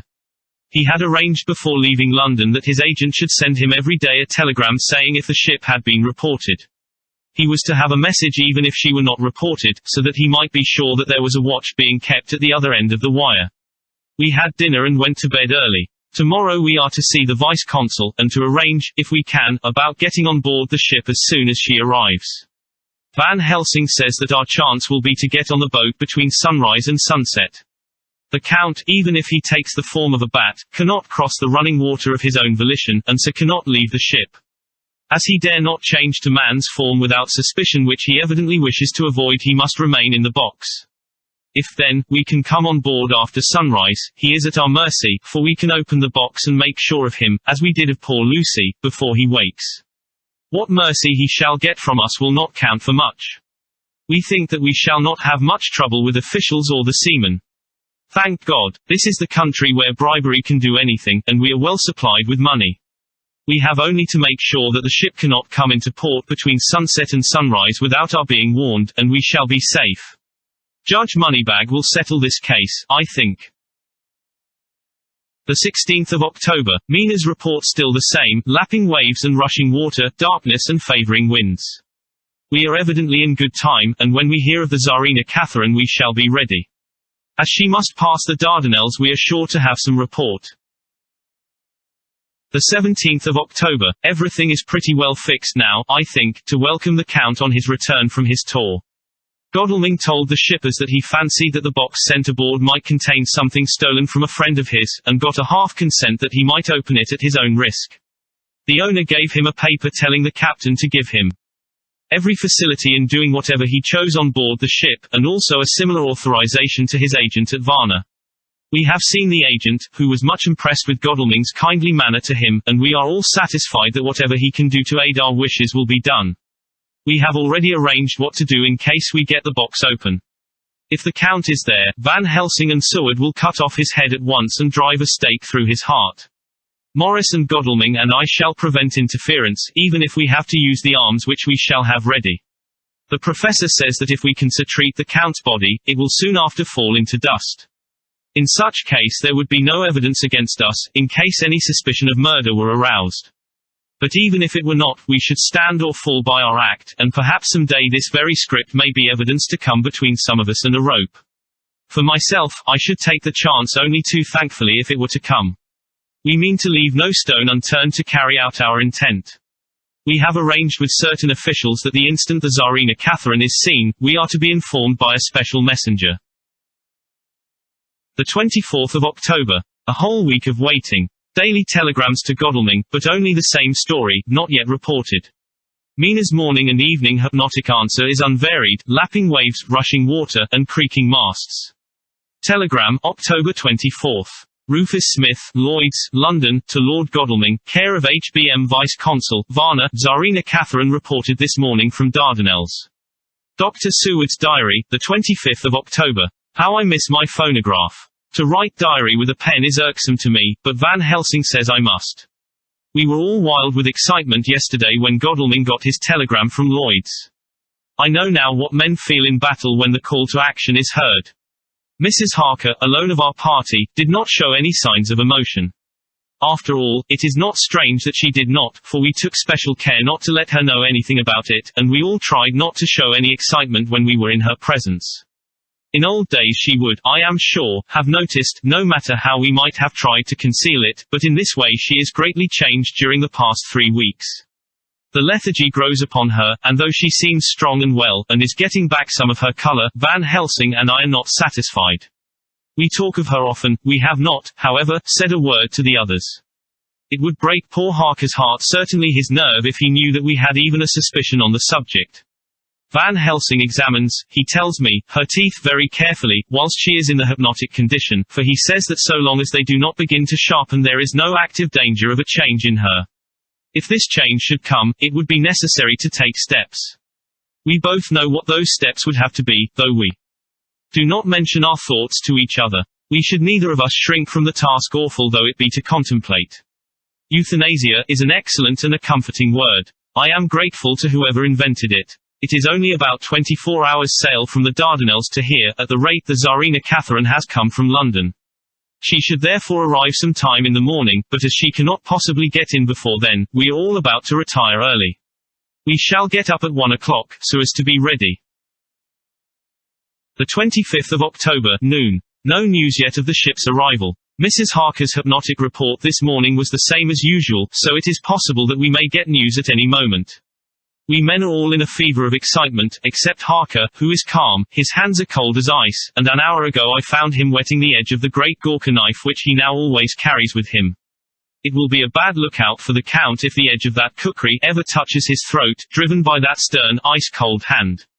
Van Helsing and I were a little alarmed about Mrs. Harker today. About noon she got into a sort of lethargy which we did not like. Although we kept silence to the others, we were neither of us happy about it. She had been restless all the morning, so that we were at first glad to know that she was sleeping. When, however, her husband mentioned casually that she was sleeping so soundly that he could not wake her, we went to her room to see for ourselves. She was breathing naturally and looked so well and peaceful that we agreed that the sleep was better for her than anything else. Poor girl, she has so much to forget that it is no wonder that sleep, if it brings oblivion to her, does her good. Later, our opinion was justified, for when after a refreshing sleep of some hours she woke up, she seemed brighter and better than she had been for days. At sunset she made the usual hypnotic report. Wherever he may be in the Black Sea, the Count is hurrying to his destination. To his doom, I trust. The 26th of October. Another day and no tidings of the Tsarina Catherine. She ought to be here by now. That she is still journeying somewhere is apparent, for Mrs. Harker's hypnotic report at sunrise was still the same.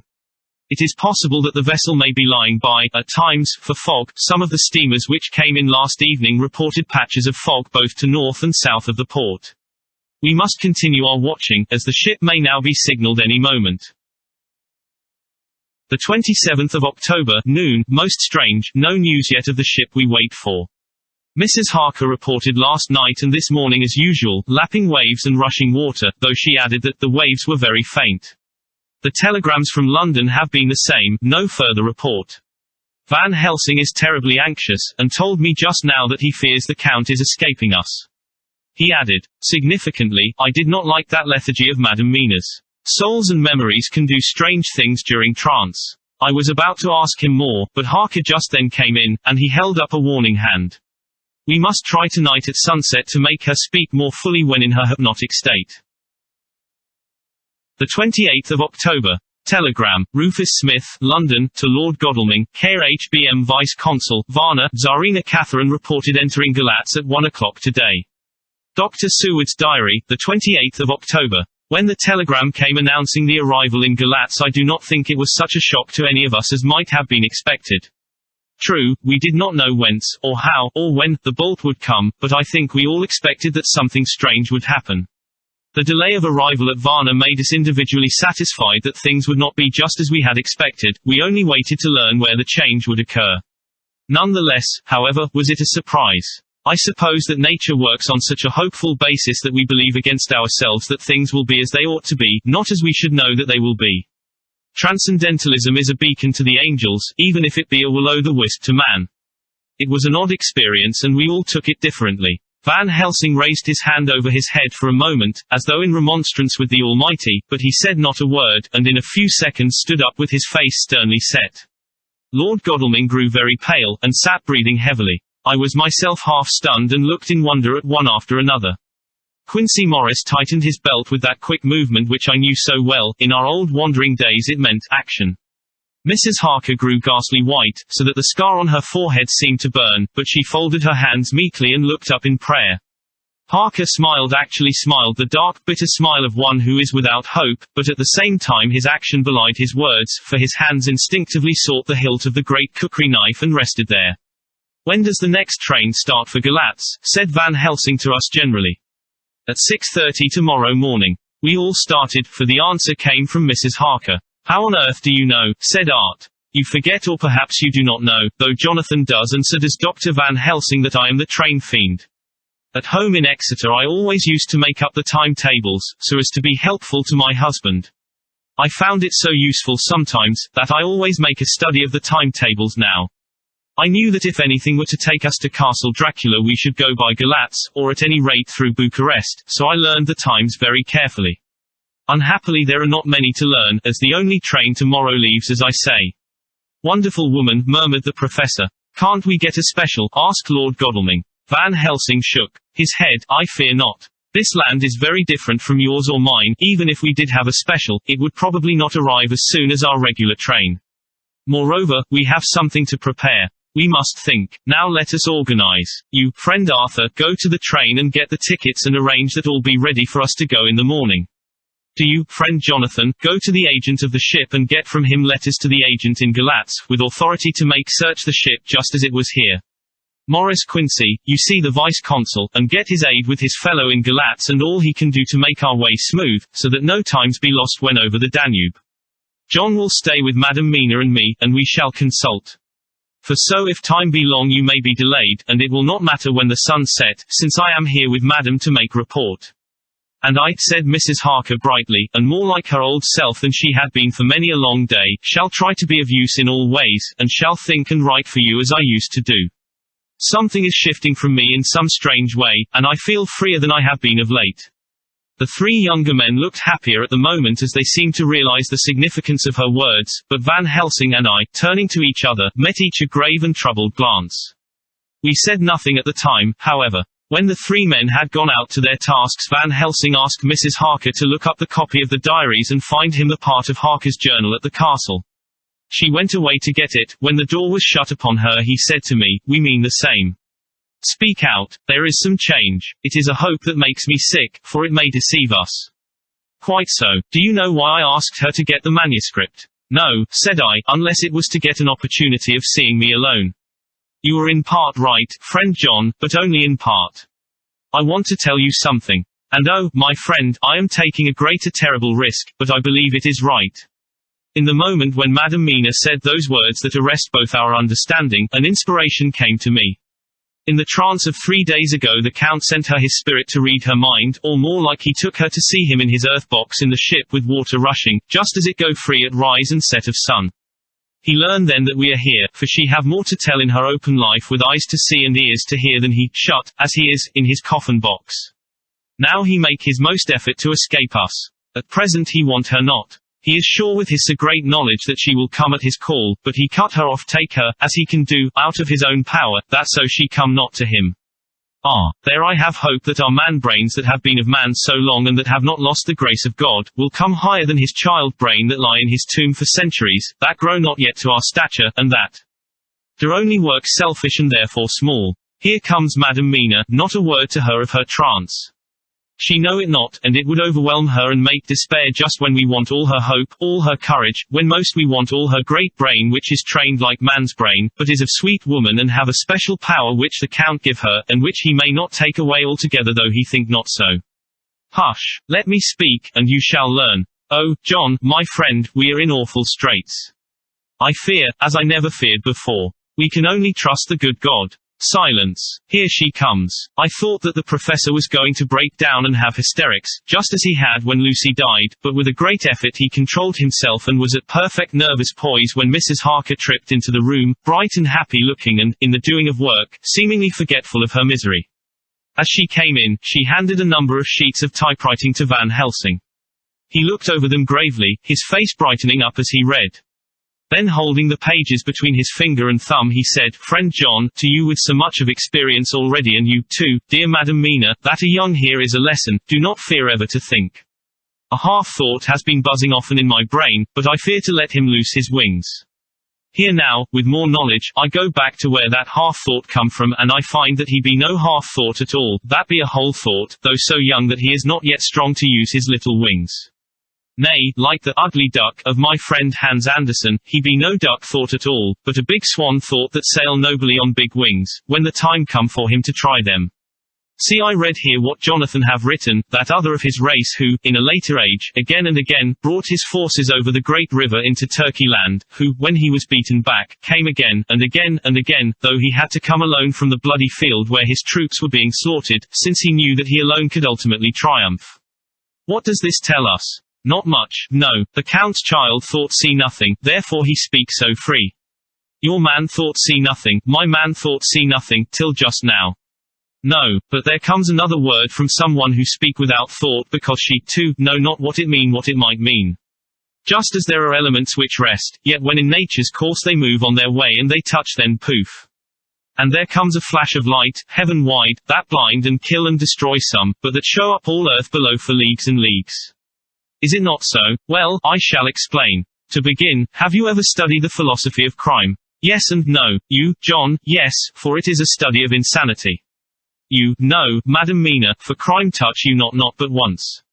Still, your mind works true, and argues not a particulari ad universale.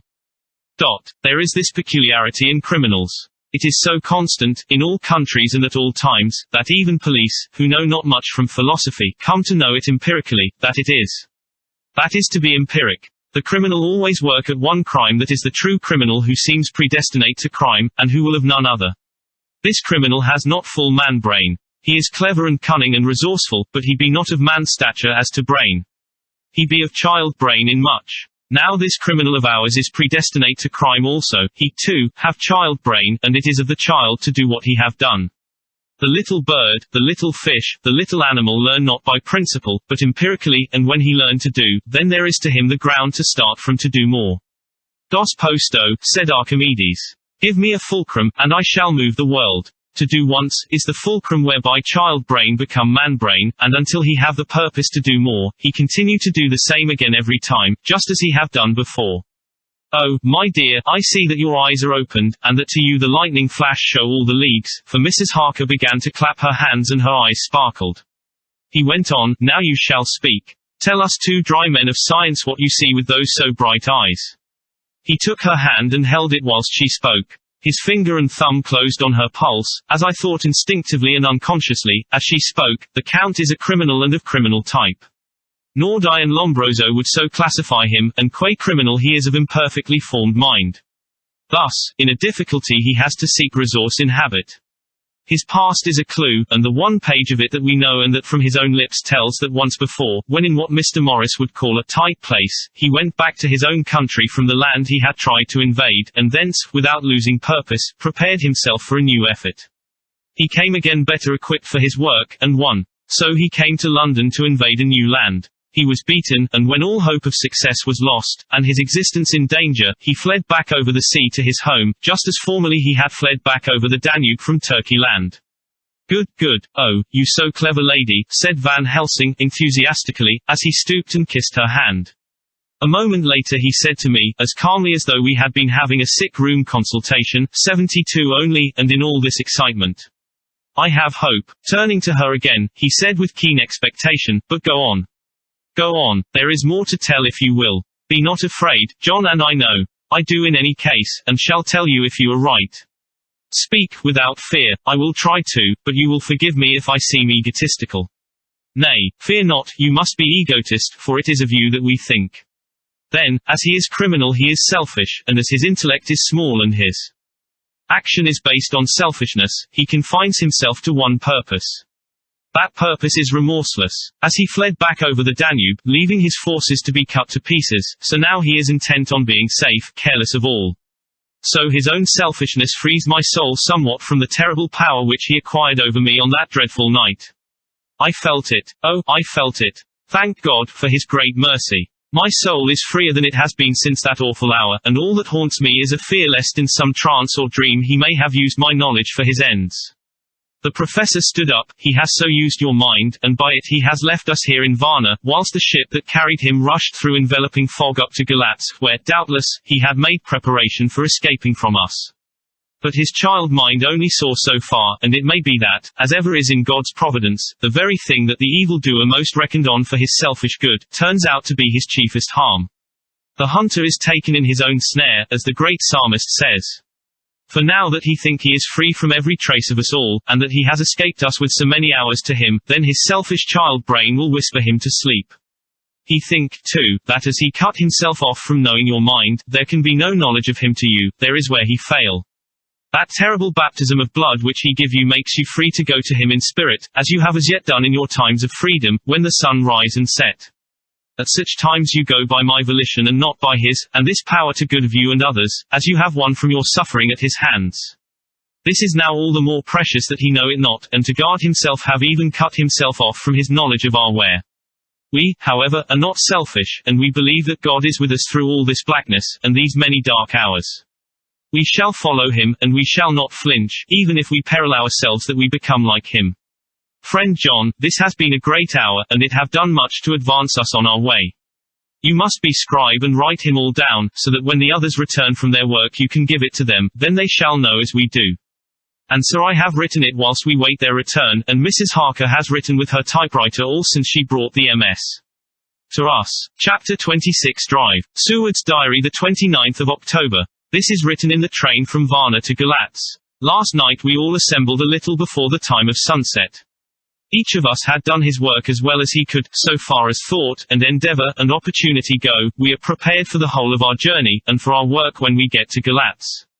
When the usual time came round, Mrs. Harker prepared herself for her hypnotic effort, and after a longer and more serious effort on the part of Van Helsing than has been usually necessary, she sank into the trance.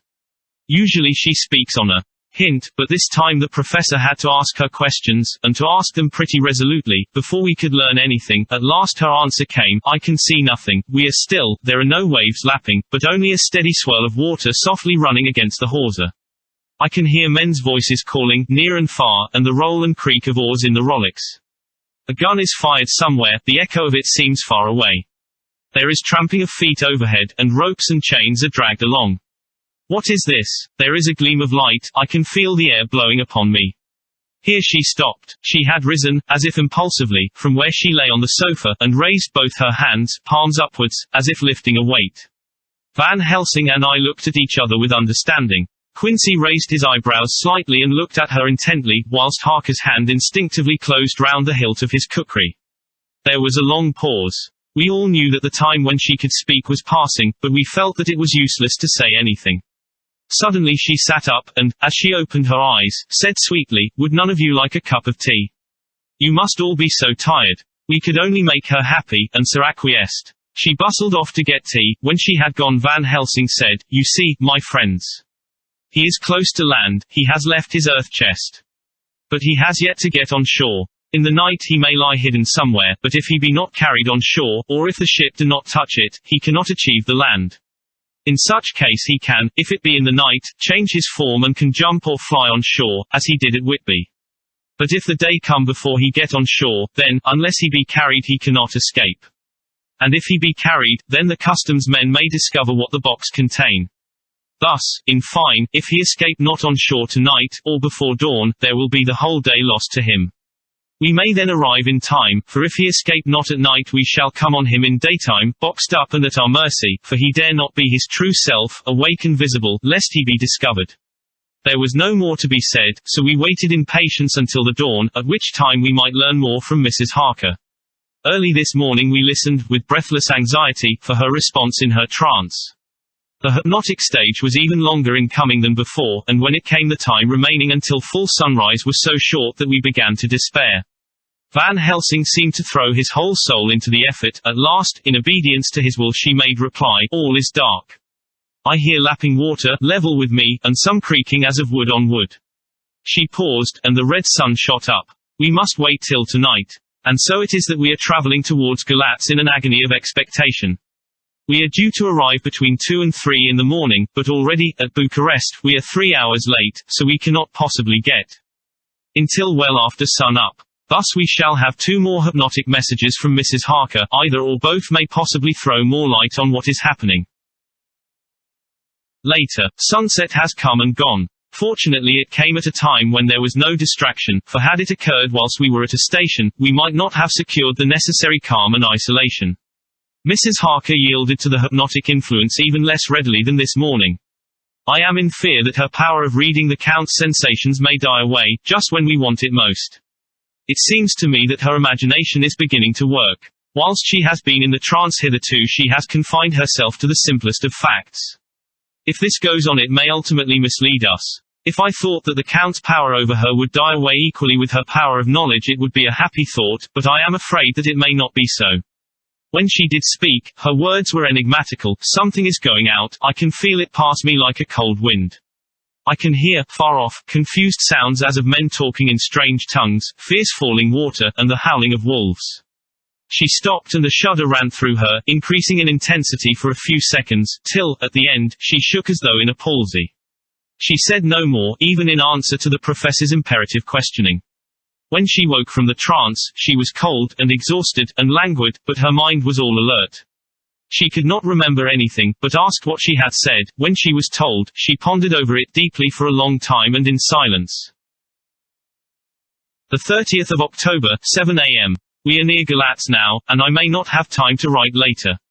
Sunrise this morning was anxiously looked for by us all. Knowing of the increasing difficulty of procuring the hypnotic trance, Van Helsing began his passes earlier than usual. They produced no effect, however, until the regular time, when she yielded with a still greater difficulty, only a minute before the sun rose. The professor lost no time in his questioning. Her answer came with equal quickness: all is dark. I hear water swirling by, level with my ears, and the creaking of wood on wood. Cattle low far off. There is another sound, a queer one like. She stopped and grew white, and whiter still. Go on, go on. Speak, I command you, said Van Helsing in an agonized voice. At the same time there was despair in his eyes, for the risen sun was reddening even Mrs. Harker's pale face. She opened her eyes, and we all started as she said, sweetly and seemingly with the utmost unconcern, "Oh, Professor, why ask me to do what you know I can't? I don't remember anything." Then, seeing the look of amazement on our faces, she said, turning from one to the other with a troubled look, "What have I said? What have I done? I know nothing, only that I was lying here, half asleep, and heard you say go on. Speak, I command you. It seemed so funny to hear you order me about, as if I were a bad child." "Oh, Madam Mina," he said, sadly, "it is proof, if proof be needed, of how I love and honor you, when a word for your good, spoken more earnest than ever, can seem so strange because it is to order her whom I am proud to obey. The whistles are sounding, we are nearing Galatz. We are on fire with anxiety and eagerness. Mina Harker's Journal, the 30th of October. Mr. Morris took me to the hotel where our rooms had been ordered by telegraph, he being the one who could best be spared, since he does not speak any foreign language. The forces were distributed much as they had been at Varna, except that Lord Godalming went to the vice-consul, as his rank might serve as an immediate guarantee of some sort to the official, we being in extreme hurry. Jonathan and the 2 doctors went to the shipping agent to learn particulars of the arrival of the Tsarina Catherine.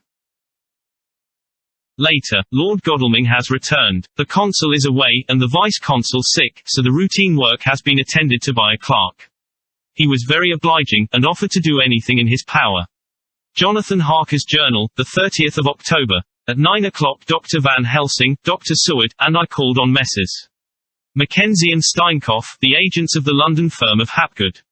They had received a wire from London, in answer to Lord Godalming's telegraph request, asking us to show them any civility in their power.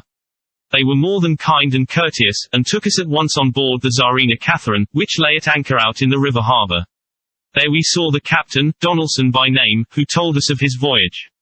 He said that in all his life he had never had so favourable a run. "Man," he said, "but it made us afeard, for we expected that we should have to pay for it. Why, some rare piece o' ill luck, so as to keep up the average. It's no canny to run frae London to the Black Sea. Why, a winder hint ye, as though the Dale himself were blawin' on your sail for his ain purpose. And, at the time we could no speer a thing. Gin we were nigh a ship, or a port, or a headland, a fog fell on us and travelled us, till when after it had lifted and we looked out, the Dale a thing could we see. We ran by Gibraltar without being able to signal, and, till we came to the Dardanelles and had to wait to get our permit to pass, we never were within hail o' aught. At first I inclined to slack off sail and beat about till the fog was lifted, but whiles, I thought that if the Dale was minded to get us into the Black Sea quick, he was like to do it whether we would or no. If we had a quick voyage it would be no to our miscredit why, the owners, or no hurt to our traffic, and the old morn who had served his an purpose would be decently grateful to us for no hindering him. This mixture of simplicity and cunning, of superstition and commercial reasoning, aroused Van Helsing, who said, "Mine friend, that devil is more clever than he is thought by some, and he know when he meet his match." The skipper was not displeased with the compliment, and went on, "When we got past the Bosphorus the men began to grumble. Some o' them, the Romanians, came and asked me to heave overboard a big box which had been put on board by a queer-looking old man just before we had started frae London. I had seen 'em speer at the fellow, and put out the TWA fingers when they saw him, to guard against the evil eye. Man, but the superstition of foreigners is perfectly ridiculous. I sent them about their business pretty quick, but as just after a fog closed in on us I felt a wee bit as they did anent something, though I wouldn't say it was agin the big box. Well, on we went, and as the fog didn't let up for 5 days I yost let the wind carry us, for if the Dale wanted to get somewheres well, he would fetch it up our eat. And, if he didn't, well, we'd keep a sharp lookout anyhow. Sure enough, we had a fair way and deep water all the time, and 2 days ago, when the morning sun came through the fog, we found ourselves just in the river opposite Galatz. The Romanians were wild, and wanted me right or wrong to take out the box and fling it in the river. I had to argue them about it a handspike, and when the last o' them rose off the deck his head in his hand, I had convinced them that evil eye or no evil eye, the property and the trust of my owners were better in my hands than in the river Danube. They had, mind ye, taken the box on the deck ready to fling in, and as it was marked Galatz via Varna, I thought I'd let it lie till we discharged in the port and get rid o't all the gither. We didn't do much clearing that day, and had to remain the night at anchor, but in the morning, braw and early, an hour before sun up, a man came aboard an order, written to him from England, to receive a box marked for one Count Dracula. Sure enough the matter was one ready to his hand. He had his papers at reet, and glad I was to be rid o' the damn thing, for I was beginning mazel to feel uneasy at it. If the Dale did have any luggage aboard the ship, I'm thinking it was nane ither than that same. What was the name of the man who took it? Asked Dr. Van Helsing with restrained eagerness. I'll be telling ye quick, he answered, and, stepping down to his cabin, produced a receipt signed Emanuel Hildesheim. Bergenstrasse 16 was the address. We found out that this was all the captain knew, so with thanks we came away. We found Hildesheim in his office, a Hebrew of rather the Adelphi theatre type, with a nose like a sheep, and a fez. His arguments were pointed with specie we doing the punctuation, and with a little bargaining he told us what he knew. This turned out to be simple but important. He had received a letter from Mr. Deville of London, telling him to receive, if possible before sunrise so as to avoid customs, a box which would arrive at Galatz in the Tsarina Catherine. This he was to give in charge to a certain Petrov Skinsky, who dealt with the Slovaks who traded down the river to the port. He had been paid for his work by an English banknote, which had been duly cashed for gold at the Danube International Bank. When Skinsky had come to him, he had taken him to the ship and handed over the box, so as to save porterage. That was all he knew. We then sought for Skinsky, but were unable to find him. One of his neighbors, who did not seem to bear him any affection, said that he had gone away 2 days before, no one knew whither. This was corroborated by his landlord, who had received by messenger the key of the house together with the rent due, in English money. This had been between 10 and 11 o'clock last night. We were at a standstill again. Whilst we were talking one came running and breathlessly gasped out that the body of Skinsky had been found inside the wall of the churchyard of St. Peter, and that the throat had been torn open as if by some wild animal. Those we had been speaking with ran off to see the horror, the women crying out, "This is the work of a Slovak." We hurried away lest we should have been in some way drawn into the affair, and so detained. As we came home we could arrive at no definite conclusion. We were all convinced that the box was on its way, by water, to somewhere, but where that might be we would have to discover. With heavy hearts we came home to the hotel to Mina. When we met together, the first thing was to consult as to taking Mina again into our confidence. Things are getting desperate, and it is at least a chance, though a hazardous one. As a preliminary step, I was released from my promise to her. Mina Harker's journal, the 30th of October, evening. They were so tired and worn out and dispirited that there was nothing to be done till they had some rest, so I asked them all to lie down for half an hour whilst I should enter everything up to the moment. I feel so grateful to the man who invented the traveler's typewriter, and to Mr. Morris for getting this one for me. I should have felt quite astray doing the work if I had to write with a pen. It is all done, poor dear Jonathan, what he must have suffered, what must he be suffering now?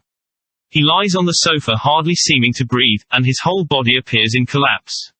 His brows are knit, his face is drawn with pain. Poor fellow, maybe he is thinking, and I can see his face all wrinkled up with the concentration of his thoughts. Oh, if I could only help at all. I shall do what I can. I have asked Dr. Van Helsing, and he has got me all the papers that I have not yet seen. Whilst they are resting, I shall go over all carefully, and perhaps I may arrive at some conclusion. I shall try to follow the professor's example, and think without prejudice on the facts before me. I do believe that under God's providence I have made a discovery. I shall get the maps and look over them.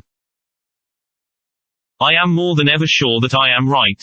My new conclusion is ready, so I shall get our party together and read it. They can judge it, it is well to be accurate, and every minute is precious. Mina Harker's memorandum, entered in her journal, ground of inquiry, Count Dracula's problem is to get back to his own place, he must be brought back by someone. This is evident, for had he power to move himself as he wished he could go either as man, or wolf, or bat, or in some other way. He evidently fears discovery or interference, in the state of helplessness in which he must be confined as he is between dawn and sunset in his wooden box. B. How is he to be taken? Here a process of exclusions may help us. By road, by rail, by water. 1. By road, there are endless difficulties, especially in leaving the city. There are people, and people are curious, and investigate. A hint, a surmise, a doubt as to what might be in the box, would destroy him. Why, there are, or there may be, customs and octroi offices to pass. Z. His pursuers might follow. This is his highest fear, and in order to prevent his being betrayed he has repelled, so far as he can, even his victim me. 2. By rail, there is no one in charge of the box. It would have to take its chance of being delayed, and delay would be fatal, with enemies on the track. True, he might escape at night, but what would he be, if left in a strange place with no refuge that he could fly to? This is not what he intends, and he does not mean to risk it. 3. By water. Here is the safest way, in one respect, but with most danger in another.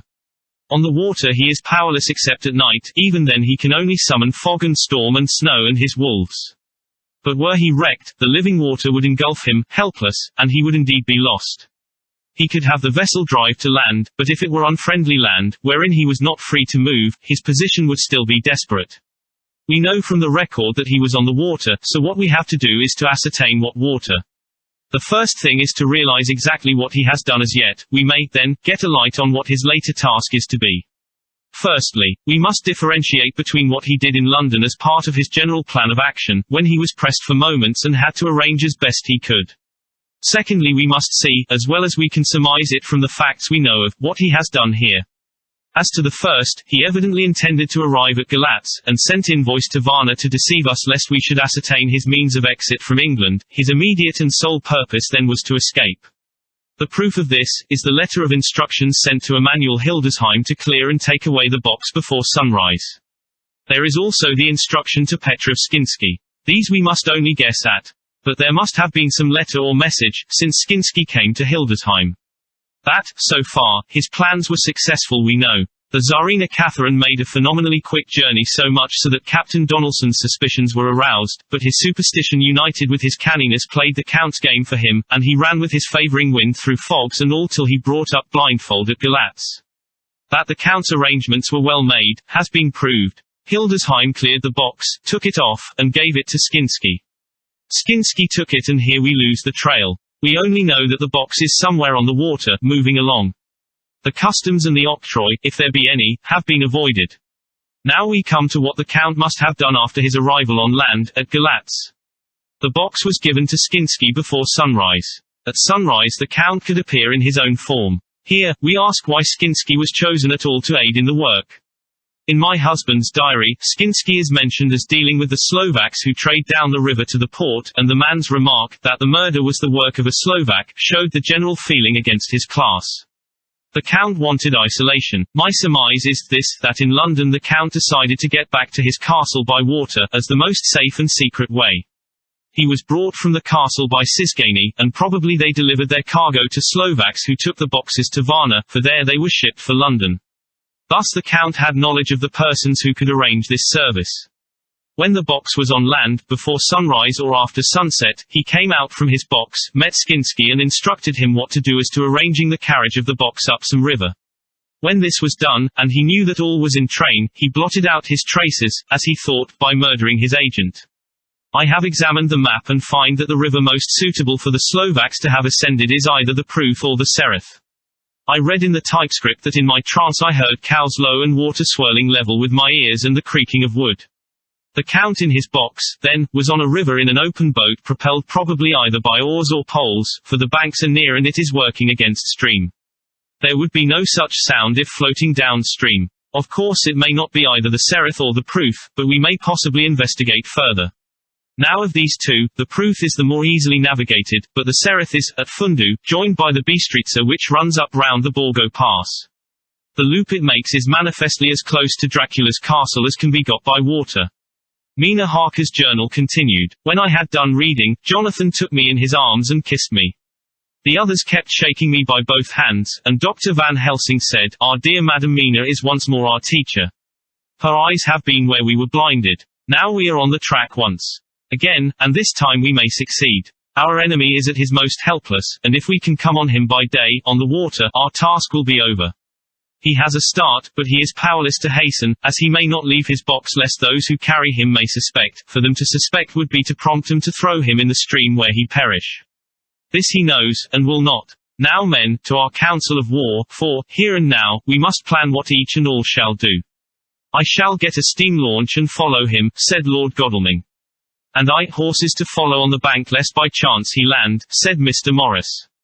"Good," said the professor, "both good. But neither must go alone. There must be force to overcome force if need be. The Slovak is strong and rough, and he carries rude arms." All the men smiled, for amongst them they carried a small arsenal.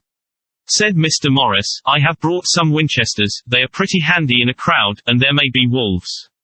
The Count, if you remember, took some other precautions. He made some requisitions on others that Mrs. Harker could not quite hear or understand. "We must be ready at all points." Dr. Seward said, "I think I had better go with Quincy. We have been accustomed to hunt together, and we too, well armed, will be a match for whatever may come along. You must not be alone, Art. It may be necessary to fight the Slovaks, and a chance thrust, for I don't suppose these fellows carry guns would undo all our plans. There must be no chances. This time, we shall not rest until the Count's head and body have been separated, and we are sure that he cannot reincarnate." He looked at Jonathan as he spoke, and Jonathan looked at me. I could see that the poor dear was torn about in his mind.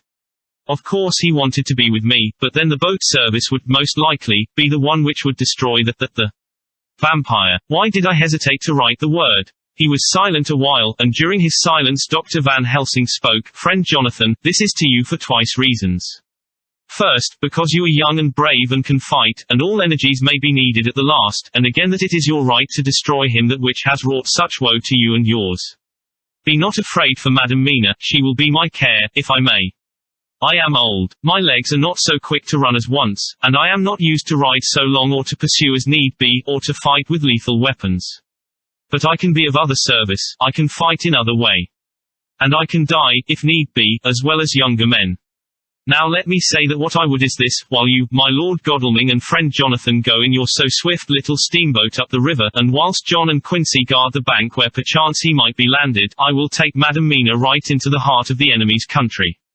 Whilst the old fox is tied in his box, floating on the running stream whence he cannot escape to land where he dares not raise the lid of his coffin box lest his Slovak carriers should in fear leave him to perish, we shall go in the track where Jonathan went, from Bistritz over the Borgo, and find our way to the castle of Dracula. Here, Madam Mina's hypnotic power will surely help, and we shall find our way all dark and unknown otherwise after the first sunrise when we are near that fateful place. There is much to be done, and other places to be made sanctified, so that that nest of vipers be obliterated." Here Jonathan interrupted him hotly. "Do you mean to say, Professor Van Helsing, that you would bring Mina, in her sad case and tainted as she is with that devil's illness, right into the jaws of his death trap?" "Not for the world, not for heaven or hell." He became almost speechless for a minute, and then went on, "Do you know what the place is? Have you seen that awful den of hellish infamy with the very moonlight alive with grisly shapes, and every speck of dust that whirls in the wind a devouring monster in embryo? Have you felt the vampire's lips upon your throat? Here he turned to me, and as his eyes lit on my forehead he threw up his arms with a cry, "Oh, my God, what have we done to have this terror upon us?" and he sank down on the sofa in a collapse of misery. The professor's voice, as he spoke in clear, sweet tones, which seemed to vibrate in the air, calmed us all. "Oh, my friend, it is because I would save Madame Mina from that awful place that I would go. God forbid that I should take her into that place. There is work, wild work to be done there, that her eyes may not see. We men here, all save Jonathan, have seen with their own eyes what is to be done before that place can be purified. Remember that we are in terrible straits. If the Count escape us this time, and he is strong and subtle and cunning, he may choose to sleep him for a century, and then in time our dear one, he took my hand, would come to him to keep him company, and would be as those others that you, Jonathan, saw.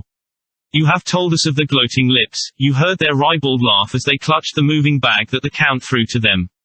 You shudder, and well may it be. Forgive me that I make you so much pain, but it is necessary.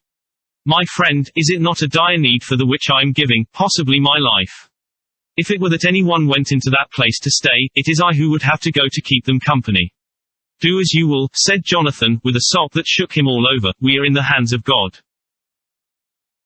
Later, oh, it did me good to see the way that these brave men worked. How can women help loving men when they are so earnest, and so true, and so brave? And, too, it made me think of the wonderful power of money. What can it not do when it is properly applied, and what might it do when basely used? I felt so thankful that Lord Godalming is rich, and that both he and Mr. Morris, who also has plenty of money, are willing to spend it so freely, for if they did not, our little expedition could not start, either so promptly or so well equipped, as it will within another hour. It is not 3 hours since it was arranged what part each of us was to do, and now Lord Godalming and Jonathan have a lovely steam launch, with steam up ready to start at a moment's notice. Dr. Seward and Mr. Morris have half a dozen good horses, well appointed. We have all the maps and appliances of various kinds that can be had. Professor Van Helsing and I are to leave by the 11:40 train tonight for Veresti, where we are to get a carriage to drive to the Borgo Pass. We are bringing a good deal of ready money, as we are to buy a carriage and horses. We shall drive ourselves, for we have no one whom we can trust in the matter. The professor knows something of a great many languages, so we shall get on all right. We have all got arms, even for me a large bore revolver. Jonathan would not be happy unless I was armed like the rest. Alas, I cannot carry one arm that the rest do, the scar on my forehead forbids that. Dear Dr. Van Helsing comforts me by telling me that I am fully armed as there may be wolves, the weather is getting colder every hour, and there are snow flurries which come and go as warnings. Later, it took all my courage to say goodbye to my darling. We may never meet again. Courage, Mina, the professor is looking at you keenly, his look is a warning. There must be no tears now unless it may be that God will let them fall in gladness. Jonathan Harker's Journal, October 30th, night. I am writing this in the light from the furnace door of the steam launch. Lord Godalming is firing up. He is an experienced hand at the work, as he has had for years a launch of his own on the Thames, and another on the Norfolk Broads. Regarding our plans, we finally decided that Mina's guess was correct, and that if any waterway was chosen for the Count's escape back to his castle, the Sereth and then the Bistritza at its junction, would be the one. We took it, that somewhere about the 47th degree, north latitude, would be the place chosen for the crossing the country between the river and the Carpathians. We have no fear in running at good speed up the river at night, there is plenty of water, and the banks are wide enough apart to make steaming, even in the dark, easy enough. Lord Godalming tells me to sleep for a while, as it is enough for the present for one to be on watch. But I cannot sleep. How can I, with the terrible danger hanging over my darling, and her going out into that awful place? My only comfort is that we are in the hands of God. Only for that faith it would be easier to die than to live, and so be quit of all the trouble. Mr. Morris and Dr. Seward were off on their long ride before we started. They are to keep up the right bank, far enough off to get on higher lands where they can see a good stretch of river and avoid the following of its curves. They have, for the first stages, 2 men to ride and lead their spare horses, 4 in all, so as not to excite curiosity. When they dismiss the men, which shall be shortly, they shall themselves look after the horses. It may be necessary for us to join forces, if so they can mount our whole party. One of the saddles has a movable horn, and can be easily adapted for Mina, if required. It is a wild adventure we are on. Here, as we are rushing along through the darkness, with the cold from the river seeming to rise up and strike us, with all the mysterious voices of the night around us, it all comes home. We seem to be drifting into unknown places and unknown ways, into a whole world of dark and dreadful things. Godalming is shutting the furnace door. The 31st of October. Still hurrying along, the day has come, and Godalming is sleeping. I am on watch. The morning is bitterly cold, the furnace heat is grateful, though we have heavy fur coats. As yet we have passed only a few open boats, but none of them had on board any box or package of anything like the size of the one we seek. The men were scared every time we turned our electric lamp on them, and fell on their knees and prayed. The 1st of November, evening. No news all day, we have found nothing of the kind we seek. We have now passed into the Bistritza, and if we are wrong in our surmise our chance is gone. We have overhauled every boat, big and little. Early this morning, one crew took us for a government boat, and treated us accordingly. We saw in this a way of smoothing matters, so at Fundu, where the Bistritza runs into the Sereth, we got a Romanian flag which we now fly conspicuously.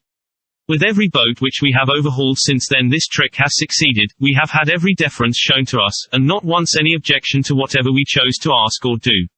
Some of the Slovaks tell us that a big boat passed them, going at more than usual speed as she had a double crew on board. This was before they came to Fundu, so they could not tell us whether the boat turned into the Bistritza or continued on up the Sereth. At Fundu we could not hear of any such boat, so she must have passed there in the night. I am feeling very sleepy, the cold is perhaps beginning to tell upon me, and nature must have rest some time. Godalming insists that he shall keep the first watch. God bless him for all his goodness to poor dear Mina and me. The 2nd of November, morning. It is broad daylight. That good fellow would not wake me. He says it would have been a sin too, for I slept peacefully and was forgetting my trouble. It seems brutally selfish to me to have slept so long, and let him watch all night, but he was quite right. I am a new man this morning, and, as I sit here and watch him sleeping, I can do all that is necessary both as to minding the engine, steering, and keeping watch. I can feel that my strength and energy are coming back. To me, I wonder where Mina is now, and Van Helsing. They should have got to Veresti about noon on Wednesday. It would take them some time to get the carriage and horses, so if they had started and travelled hard, they would be about now at the Borgo Pass. God guide and help them. I am afraid to think what may happen. If we could only go faster. But we cannot, the engines are throbbing and doing their utmost.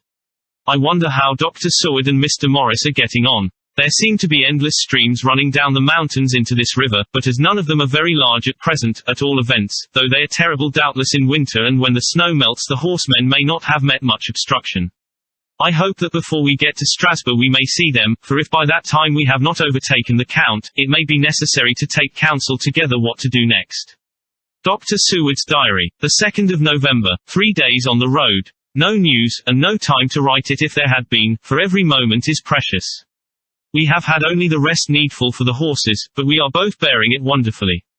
Those adventurous days of ours are turning up useful. We must push on, we shall never feel happy till we get the launch in sight again. The 3rd of November, we heard at Fundu that the launch had gone up the Bistritza. I wish it wasn't so cold. There are signs of snow coming, and if it falls heavy it will stop us. In such case we must get a sledge and go on, Russian fashion. The 4th of November, today we heard of the launch having been detained by an accident when trying to force a way up the rapids. The Slovak boats get up all right, by aid of a rope and steering with knowledge. Some went up only a few hours before. Godalming is an amateur fitter himself, and evidently it was he who put the launch in trim again. Finally, they got up the rapids all right, with local help, and are off on the chase afresh. I fear that the boat is not any better for the accident. The peasantry tell us that after she got upon smooth water again, she kept stopping every now and again so long as she was in sight. We must push on harder than ever, our help may be wanted soon. Mina Harker's journal, the 31st of October. Arrived at Veresti at noon. The professor tells me that this morning at dawn he could hardly hypnotize me at all, and that all I could say was, dark and quiet. He is off now buying a carriage and horses. He says that he will later on try to buy additional horses, so that we may be able to change them on the way. We have something more than 70 miles before us. The country is lovely, and most interesting. If only we were under different conditions, how delightful it would be to see it all. If Jonathan and I were driving through it alone, what a pleasure it would be. To stop and see people, and learn something of their life, and to fill our minds and memories with all the color and picturesqueness of the whole wild, beautiful country and the quaint people. But, alas. Later, Dr. Van Helsing has returned. He has got the carriage and horses, we are to have some dinner, and to start in an hour. The landlady is putting us up a huge basket of provisions, it seems enough for a company of soldiers. The professor encourages her, and whispers to me that it may be a week before we can get any good food again. He has been shopping too, and has sent home such a wonderful lot of fur coats and wraps, and all sorts of warm things. There will not be any chance of our being cold. We shall soon be off. I am afraid to think what may happen to us. We are truly in the hands of God. He alone knows what may be, and I pray him, with all the strength of my sad and humble soul, that he will watch over my beloved husband, that whatever may happen, Jonathan may know that I loved him and honored him more than I can say, and that my latest and truest thought will be always for him. Chapter 27 Mina Harker's Journal, the 1st of November. All day long we have traveled, and at a good speed. The horses seem to know that they are being kindly treated, for they go willingly their full stage at best speed. We have now had so many changes and find the same thing so constantly that we are encouraged to think that the journey will be an easy one. Dr. Van Helsing is laconic, he tells the farmers that he is hurrying to Bistritz, and pays them well to make the exchange of horses. We get hot soup, or coffee, or tea, and off we go. It is a lovely country, full of beauties of all imaginable kinds, and the people are brave, and strong, and simple, and seem full of nice qualities. They are very, very superstitious. In the first house where we stopped, when the woman who served us saw the scar on my forehead, she crossed herself and put out 2 fingers towards me, to keep off the evil eye. I believe they went to the trouble of putting an extra amount of garlic into our food, and I can't abide garlic. Ever since then I have taken care not to take off my hat or veil, and so have escaped their suspicions. We are traveling fast, and as we have no driver with us to carry tales, we go ahead of scandal, but I dare say that fear of the evil eye will follow hard behind us all the way.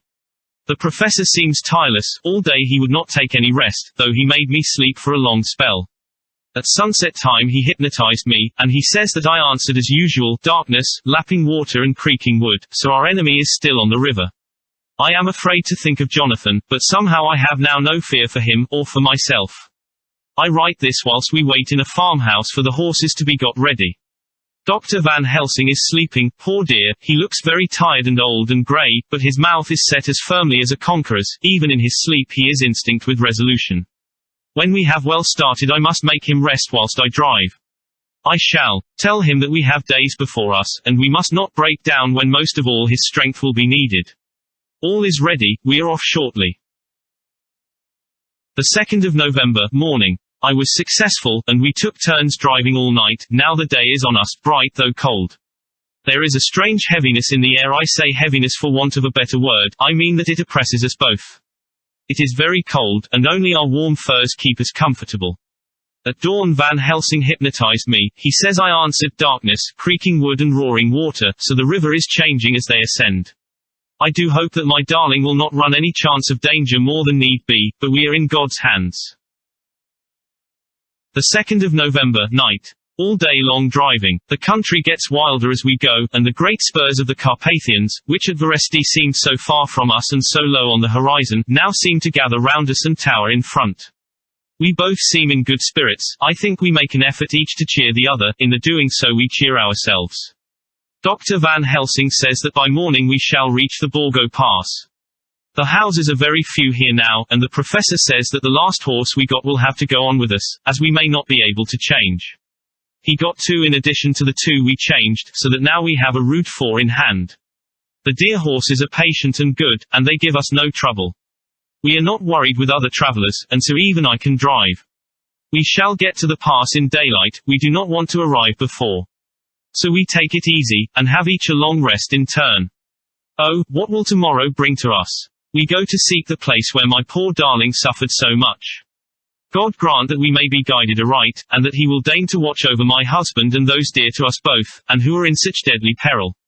As for me, I am not worthy in his sight. Alas, I am unclean to his eyes, and shall be until he may deign to let me stand forth in his sight as one of those who have not incurred his wrath. Memorandum by Abraham Van Helsing, the 4th of November. This to my old and true friend John Seward, MD, of Purfleet, London, in case I may not see him.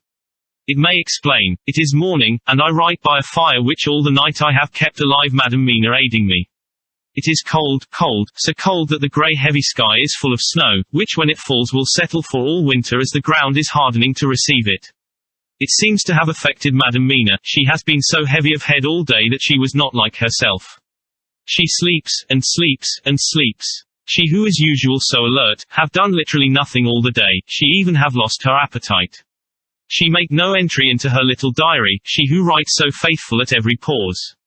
Something whisper to me that all is not well. However, tonight she is more vif. Her long sleep all day have refresh and restore her, for now she is all sweet and bright as ever. At sunset I try to hypnotize her, but alas, with no effect. The power has grown less and less with each day, and tonight it fail me altogether. Well, God's will be done whatever it may be, and whithersoever it may lead. Now to the historical, for as Madam Mina write not in her stenography, I must, in my cumbrous old fashion, that so each day of us may not go unrecorded. We got to the Borgo Pass just after sunrise yesterday morning. When I saw the signs of the dawn I got ready for the hypnotism. We stopped our carriage, and got down so that there might be no disturbance. I made a couch with furs, and Madam Mina, lying down, yield herself as usual, but more slow and more short time than ever, to the hypnotic sleep. As before, came the answer, darkness and the swirling of water. Then she woke, bright and radiant, and we go on our way and soon reach the pass. At this time and place, she become all on fire with zeal, some new guiding power be in her manifested, for she point to a road and say, this is the way. How know you it? I ask. Of course I know it, she answer, and with a pause, add, have not my Jonathan travelled it and wrote of his travel? At first I think somewhat strange, but soon I see that there be only one such by road. It is used but little, and very different from the coach road from the Bukovina to Bistritz, which is more wide and hard, and more of use.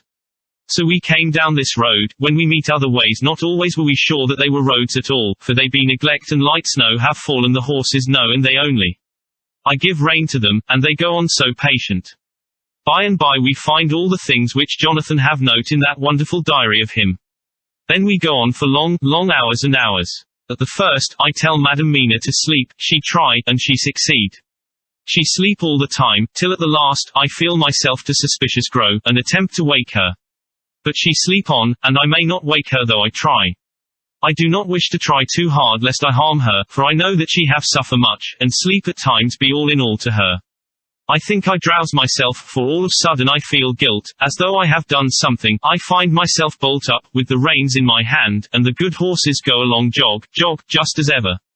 I look down and find Madam Mina still sleep. It is now not far off sunset time, and over the snow the light of the sun flow in big yellow flood, so that we throw great long shadow on where the mountain rise so steep. For we are going up, and all is so wild and rocky, as though it were the end of the world. Then I arouse Madam Mina. This time she wake with not much trouble, and then I try to put her to hypnotic sleep. But she sleep not, being as though I were not. Still I try and try, till all at once I find her and myself in dark, so I look round, and find that the sun have gone down. Madam Mina laugh, and I turn and look at her. She is now quite awake, and looks so well as I never saw her since that night at Carfax when we first enter the Count's house. I am amazed, and not at ease then, but she is so bright and tender and thoughtful for me that I forget all fear. I light a fire, for we have brought supply of wood with us, and she prepare food while I undo the horses and set them, tethered in shelter, to feed. Then when I return to the fire she have my supper ready. I go to help her, but she smile, and tell me that she have eat already, that she was so hungry that she would not wait. I like it not, and I have grave doubts, but I fear to affright her, and so I am silent of it. She help me and I eat alone, and then we wrap in fur and lie beside the fire, and I tell her to sleep while I watch. But presently I forget all of watching, and when I sudden remember that I watch, I find her lying quiet, but awake, and looking at me with so bright eyes. Once, twice more the same occur, and I get much sleep till before morning. When I wake I try to hypnotize her, but alas, though she shut her eyes obedient, she may not sleep. The sun rise up, and then sleep come to her too late, but so heavy that she will not wake. I have to lift her up, and place her sleeping in the carriage when I have harnessed the horses and made all ready. Madam still sleep, and she look in her sleep more healthy and more redder than before. And I like it not. And I am afraid, afraid, afraid. I am afraid of all things even to think, but I must go on my way. The stake we play for is life and death, or more than these, and we must not flinch. The 5th of November, morning. Let me be accurate in everything, for though you and I have seen some strange things together, you may at the first think that I, Van Helsing, am mad that the many horrors and the so long strain on nerves has at the last turned my brain. All yesterday we travel, ever getting closer to the mountains, and moving into a more and more wild and desert land. There are great, frowning precipices and much falling water, and nature seemed to have held sometime her carnival. Madam Mina still sleep, and though I did have hunger and appeased it, I could not waken her even for food. I began to fear that the fatal spell of the place was upon her, tainted as she is with that vampire baptism. Well, said I to myself, if it be that she sleep all the day, it shall also be that I do not sleep at night. As we travel on the rough road, for a road of an ancient and imperfect kind I held down my head and slept. Again I waked with a sense of guilt and of time past, and found Madam Mina still sleeping, and the sun low down. But all was indeed changed, the frowning mountains seemed further away, and we were near the top of a steep rising hill, on summit of which was such a castle as Jonathan tell of in his diary. At once I exulted and feared, for now, for good or ill, the end was near. I woke Madam Mina, and again tried to hypnotize her, but alas, unavailing till too late. Then, ere the great dark came upon us, for even after down sun the heavens reflected the gone sun on the snow, and all was for a time in a great twilight, I took out the horses and fed them in what shelter I could. Then I make a fire, and near it I make Madam Mina, now awake and more charming than ever, sit comfortable amid her rugs. I got ready food, but she would not eat, simply saying that she had not hunger. I did not press her, knowing her unavailingness. But I myself eat, for I must needs now be strong for all. Then, with the fear on me of what might be, I drew a ring so big for her comfort, round where Madam Mina sat, and over the ring I passed some of the wafer, and I broke it fine so that all was well guarded. She sat still all the time, so still as one dead, and she grew whiter and ever whiter till the snow was not more pale, and no word she said. But when I drew near, she clung to me, and I could know that the poor soul shook her from head to feet with a tremor that was pain to feel. I said to her presently, when she had grown more quiet, will you not come over to the fire, for I wished to make a test of what she could. She rose obedient, but when she had made a step she stopped, and stood as one stricken. Why not go on? I asked. She shook her head, and, coming back, sat down in her place. Then, looking at me with open eyes, as of one waked from sleep, she said simply, I cannot, and remained silent. I rejoiced, for I knew that what she could not, none of those that we dreaded could. Though there might be danger to her body, yet her soul was safe. Presently the horses began to scream, and tore at their tethers till I came to them and quieted them. When they did feel my hands on them, they whinnied low as in joy, and licked at my hands and were quiet for a time. Many times through the night did I come to them, till it arrived to the cold hour when all nature is at lowest, and every time my coming was with quiet of them. In the cold hour the fire began to die, and I was about stepping forth to replenish it, for now the snow came in flying sweeps and with it a chill mist. Even in the dark there was a light of some kind, as there ever is over snow, and it seemed as though the snow flurries and the wreaths of mist took shape as of women with trailing garments. All was in dead, grim silence, only that the horses whinnied and cowered, as if in terror of the worst. I began to fear horrible fears, but then came to me the sense of safety in that ring wherein I stood. I began, too, to think that my imaginings were of the night, and the gloom, and the unrest that I have gone through, and all the terrible anxiety. It was as though my memories of all Jonathan's horrid experience were befooling me, for the snowflakes and the mist began to wheel and circle round, till I could get as though a shadowy glimpse of those women that would have kissed him. And Mina, and again tried to hypnotize her, but alas, unavailing till too late. Then, ere the great dark came upon us, for even after down sun the heavens reflected the gone sun on the snow, and all was for a time in a great twilight, I took out the horses and fed them in what shelter I could. Then I make a fire, and near it I make Madam Mina, now awake and more charming than ever, sit comfortable amid her rugs. I got ready food, but she would not eat, simply saying that she had not hunger. I did not press her, knowing her unavailingness. But I myself eat, for I must needs now be strong for all. Then, with the fear on me of what might be, I drew a ring so big for her comfort, round where Madam Mina sat, and over the ring I passed some of the wafer, and I broke it fine so that all was well guarded. She sat still all the time, so still as one dead, and she grew whiter and ever whiter till the snow was not more pale, and no word she said. But when I drew near, she clung to me, and I could know that the poor soul shook her from head to feet with a tremor that was pain to feel. I said to her presently, when she had grown more quiet, "Will you not come over to the fire?" for I wished to make a test of what she could. She rose obedient, but when she had made a step she stopped, and stood as one stricken. "Why not go on?" I asked. She shook her head, and, coming back, sat down in her place. Then, looking at me with open eyes, as of one waked from sleep, she said simply, "I cannot," and remained silent. I rejoiced, for I knew that what she could not, none of those that we dreaded could. Though there might be danger to her body, yet her soul was safe. Presently the horses began to scream, and tore at their tethers till I came to them and quieted them. When they did feel my hands on them, they whinnied low as in joy, and licked at my hands and were quiet for a time. Many times through the night did I come to them, till it arrived to the cold hour when all nature is at lowest, and every time my coming was with quiet of them. In the cold hour the fire began to die, and I was about stepping forth to replenish it, for now the snow came in flying sweeps and with it a chill mist. Even in the dark there was a light of some kind, as there ever is over snow, and it seemed as though the snow flurries and the wreaths of mist took shape as of women with trailing garments. All was in dead, grim silence, only that the horses whinnied and cowered, as if in terror of the worst. I began to fear horrible fears, but then came to me the sense of safety in that ring wherein I stood. I began, too, to think that my imaginings were of the night, and the gloom, and the unrest that I have gone through, and all the terrible anxiety. It was as though my memories of all Jonathan's horrid experience were befooling me, for the snowflakes and the mist began to wheel and circle round, till I could get as though a shadowy glimpse of those women that would have kissed him. And, sudden sleep, from which I could not wake her. I tried to hypnotize through her sleep, but she made no response, none at all, and the day broke. I fear yet to stir. I have made my fire and have seen the horses, they are all dead. Today I have much to do here, and I keep waiting till the sun is up high, for there may be places where I must go, where that sunlight, though snow and mist obscure it, will be to me a safety. I will strengthen me with breakfast, and then I will to my terrible work. Madam Mina still sleeps, and, God be thanked, she is calm in her sleep. Jonathan Harker's Journal, the 4th of November, evening. The accident to the launch has been a terrible thing for us. Only for it we should have overtaken the boat long ago, and by now my dear Mina would have been free. I fear to think of her, off on the wolds near that horrid place.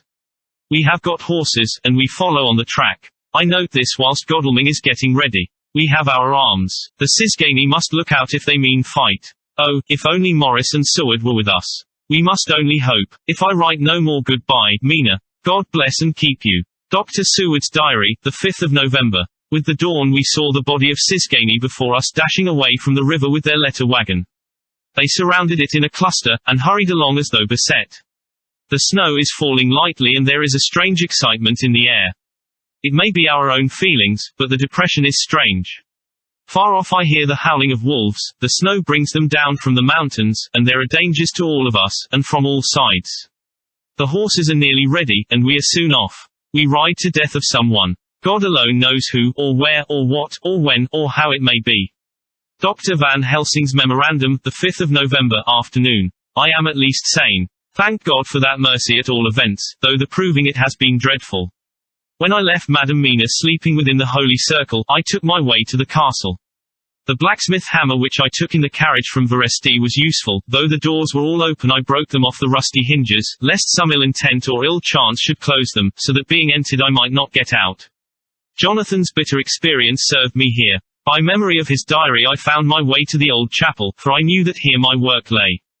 The air was oppressive, it seemed as if there was some sulphurous fume, which at times made me dizzy. Either there was a roaring in my ears or I heard afar off the howl of wolves. Then I bethought me of my dear Madam Mina, and I was in terrible plight. The dilemma had me between his horns. Her, I had not dared to take into this place, but left safe from the vampire in that holy circle, and yet even there would be the wolf. I resolved me that my work lay here, and that as to the wolves we must submit, if it were God's will. At any rate it was only death and freedom beyond. So did I choose for her. Had it but been for myself the choice had been easy, the maw of the wolf were better to rest in than the grave of the vampire.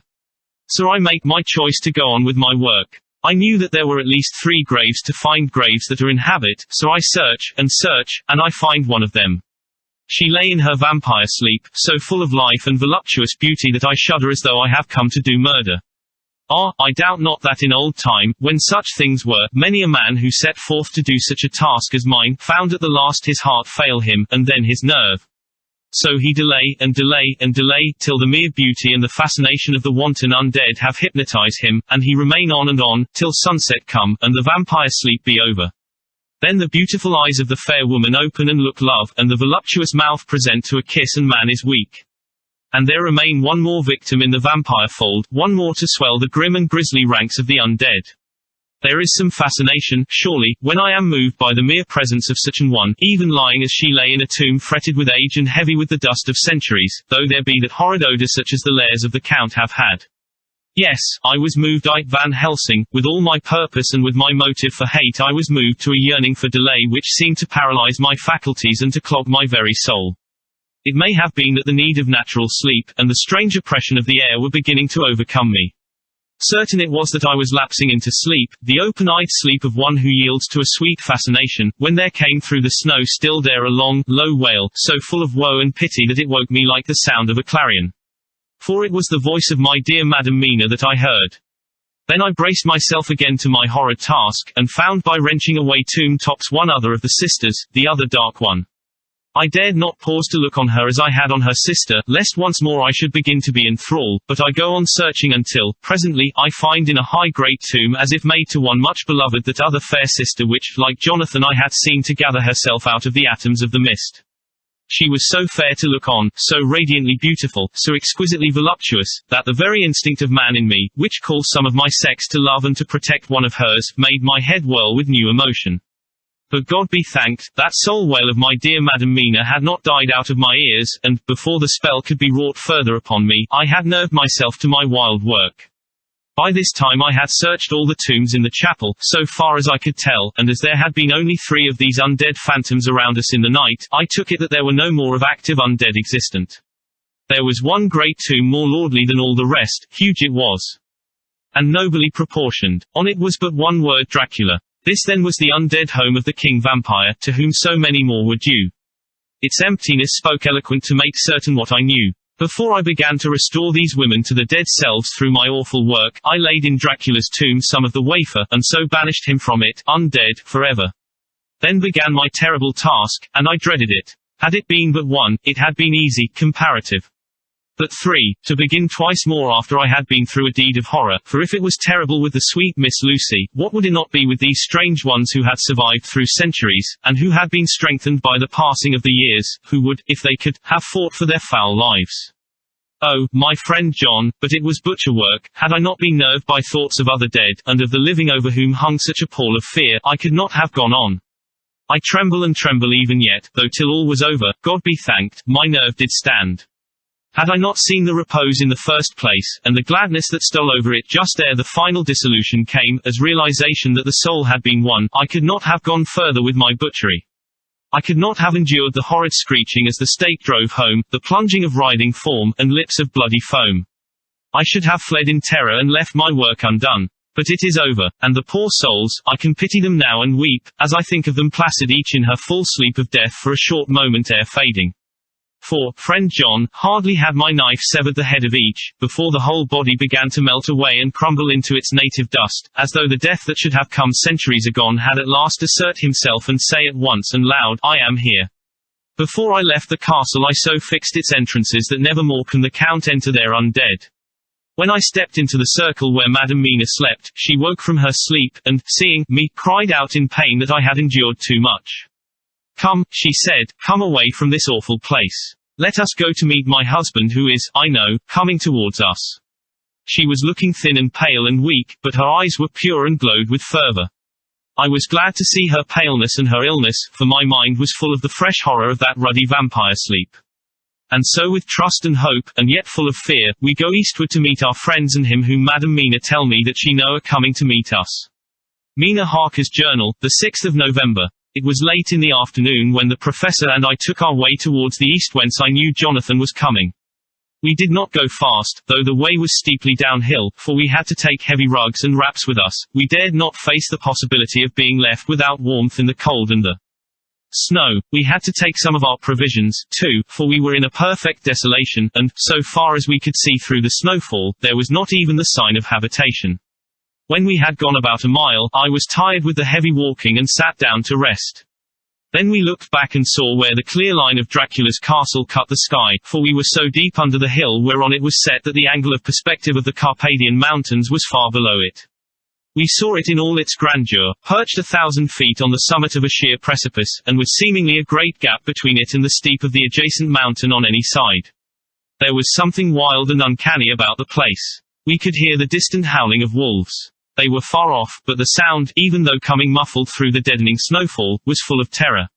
I knew from the way Dr. Van Helsing was searching about that he was trying to seek some strategic point, where we would be less exposed in case of attack. The rough roadway still led downwards, we could trace it through the drifted snow. In a little while the professor signaled to me, so I got up and joined him. He had found a wonderful spot, a sort of natural hollow in a rock, with an entrance like a doorway between two boulders. He took me by the hand and drew me in. See, he said, here you will be in shelter, and if the wolves do come I can meet them one by one. He brought in our furs, and made a snug nest for me, and got out some provisions and forced them upon me. But I could not eat. To even try to do so was repulsive to me, and, much as I would have liked to please him, I could not bring myself to the attempt. He looked very sad, but did not reproach me. Taking his field glasses from the case, he stood on the top of the rock, and began to search the horizon. Suddenly he called out, "Look! Madam Mina, look, look!" I sprang up and stood beside him on the rock. He handed me his glasses and pointed. The snow was now falling more heavily, and swirled about fiercely, for a high wind was beginning to blow. However, there were times when there were pauses between the snow flurries and I could see a long way round. From the height where we were it was possible to see a great distance, and far off, beyond the white waste of snow, I could see the river lying like a black ribbon in kinks and curls as it wound its way. Straight in front of us and not far off in fact, so near that I wondered we had not noticed before, came a group of mounted men hurrying along. In the midst of them was a cart, a long letter wagon which swept from side to side, like a dog's tail wagging, with each stern inequality of the road. Outlined against the snow as they were, I could see from the men's clothes that they were peasants or gypsies of some kind. On the cart was a great square chest. My heart leaped as I saw it, for I felt that the end was coming. The evening was now drawing close, and well I knew that at sunset the thing, which was till then imprisoned there, would take new freedom and could in any of many forms elude all pursuit. In fear I turned to the professor. To my consternation, however, he was not there. An instant later, I saw him below me. Round the rock he had drawn a circle, such as we had found shelter in last night. When he had completed it he stood beside me again, saying, "At least you shall be safe here from him." He took the glasses from me, and at the next lull of the snow swept the whole space below us. "See," he said, "they come quickly, they are flogging the horses, and galloping as hard as they can." He paused and went on in a hollow voice, "They are racing for the sunset. We may be too late. God's will be done." Down came another blinding rush of driving snow, and the whole landscape was blotted out. It soon passed, however, and once more his glasses were fixed on the plain. Then came a sudden cry, "Look! Look! Look! See, two horsemen follow fast, coming up from the south. It must be Quincy and John. Take the glass. Look before the snow blots it all out." I took it and looked. The two men might be Dr. Seward and Mr. Morris. I knew at all events that neither of them was Jonathan. At the same time I knew that Jonathan was not far off. Looking around I saw on the north side of the coming party two other men, riding at breakneck speed. One of them I knew was Jonathan, and the other I took, of course, to be Lord Godalming. They, too, were pursuing the party with the cart. When I told the professor he shouted in glee like a schoolboy, and, after looking intently till a snowfall made sight impossible, he laid his Winchester rifle ready for use against the boulder at the opening of our shelter. "They are all converging," he said. "When the time comes we shall have gypsies on all sides." I got out my revolver ready to hand, for whilst we were speaking the howling of wolves came louder and closer. When the snowstorm abated a moment we looked again. It was strange to see the snow falling in such heavy flakes close to us, and beyond, the sun shining more and more brightly as it sank down towards the far mountain tops. Sweeping the glass all around us I could see here and there dots moving singly and in twos and threes and larger numbers. The wolves were gathering for their prey. Every instant seemed an age whilst we waited. The wind came now in fierce bursts, and the snow was driven with fury as it swept upon us in circling eddies. At times we could not see an arm's length before us, but at others, as the hollow-sounding wind swept by us, it seemed to clear the airspace around us so that we could see afar off. We had of late been so accustomed to watch for sunrise and sunset, that we knew with fair accuracy when it would be, and we knew that before long the sun would set. It was hard to believe that by our watches it was less than an hour that we waited in that rocky shelter before the various bodies began to converge close upon us. The wind came now with fiercer and more bitter sweeps, and more steadily from the north. It seemingly had driven the snow clouds from us, for, with only occasional bursts, the snow fell.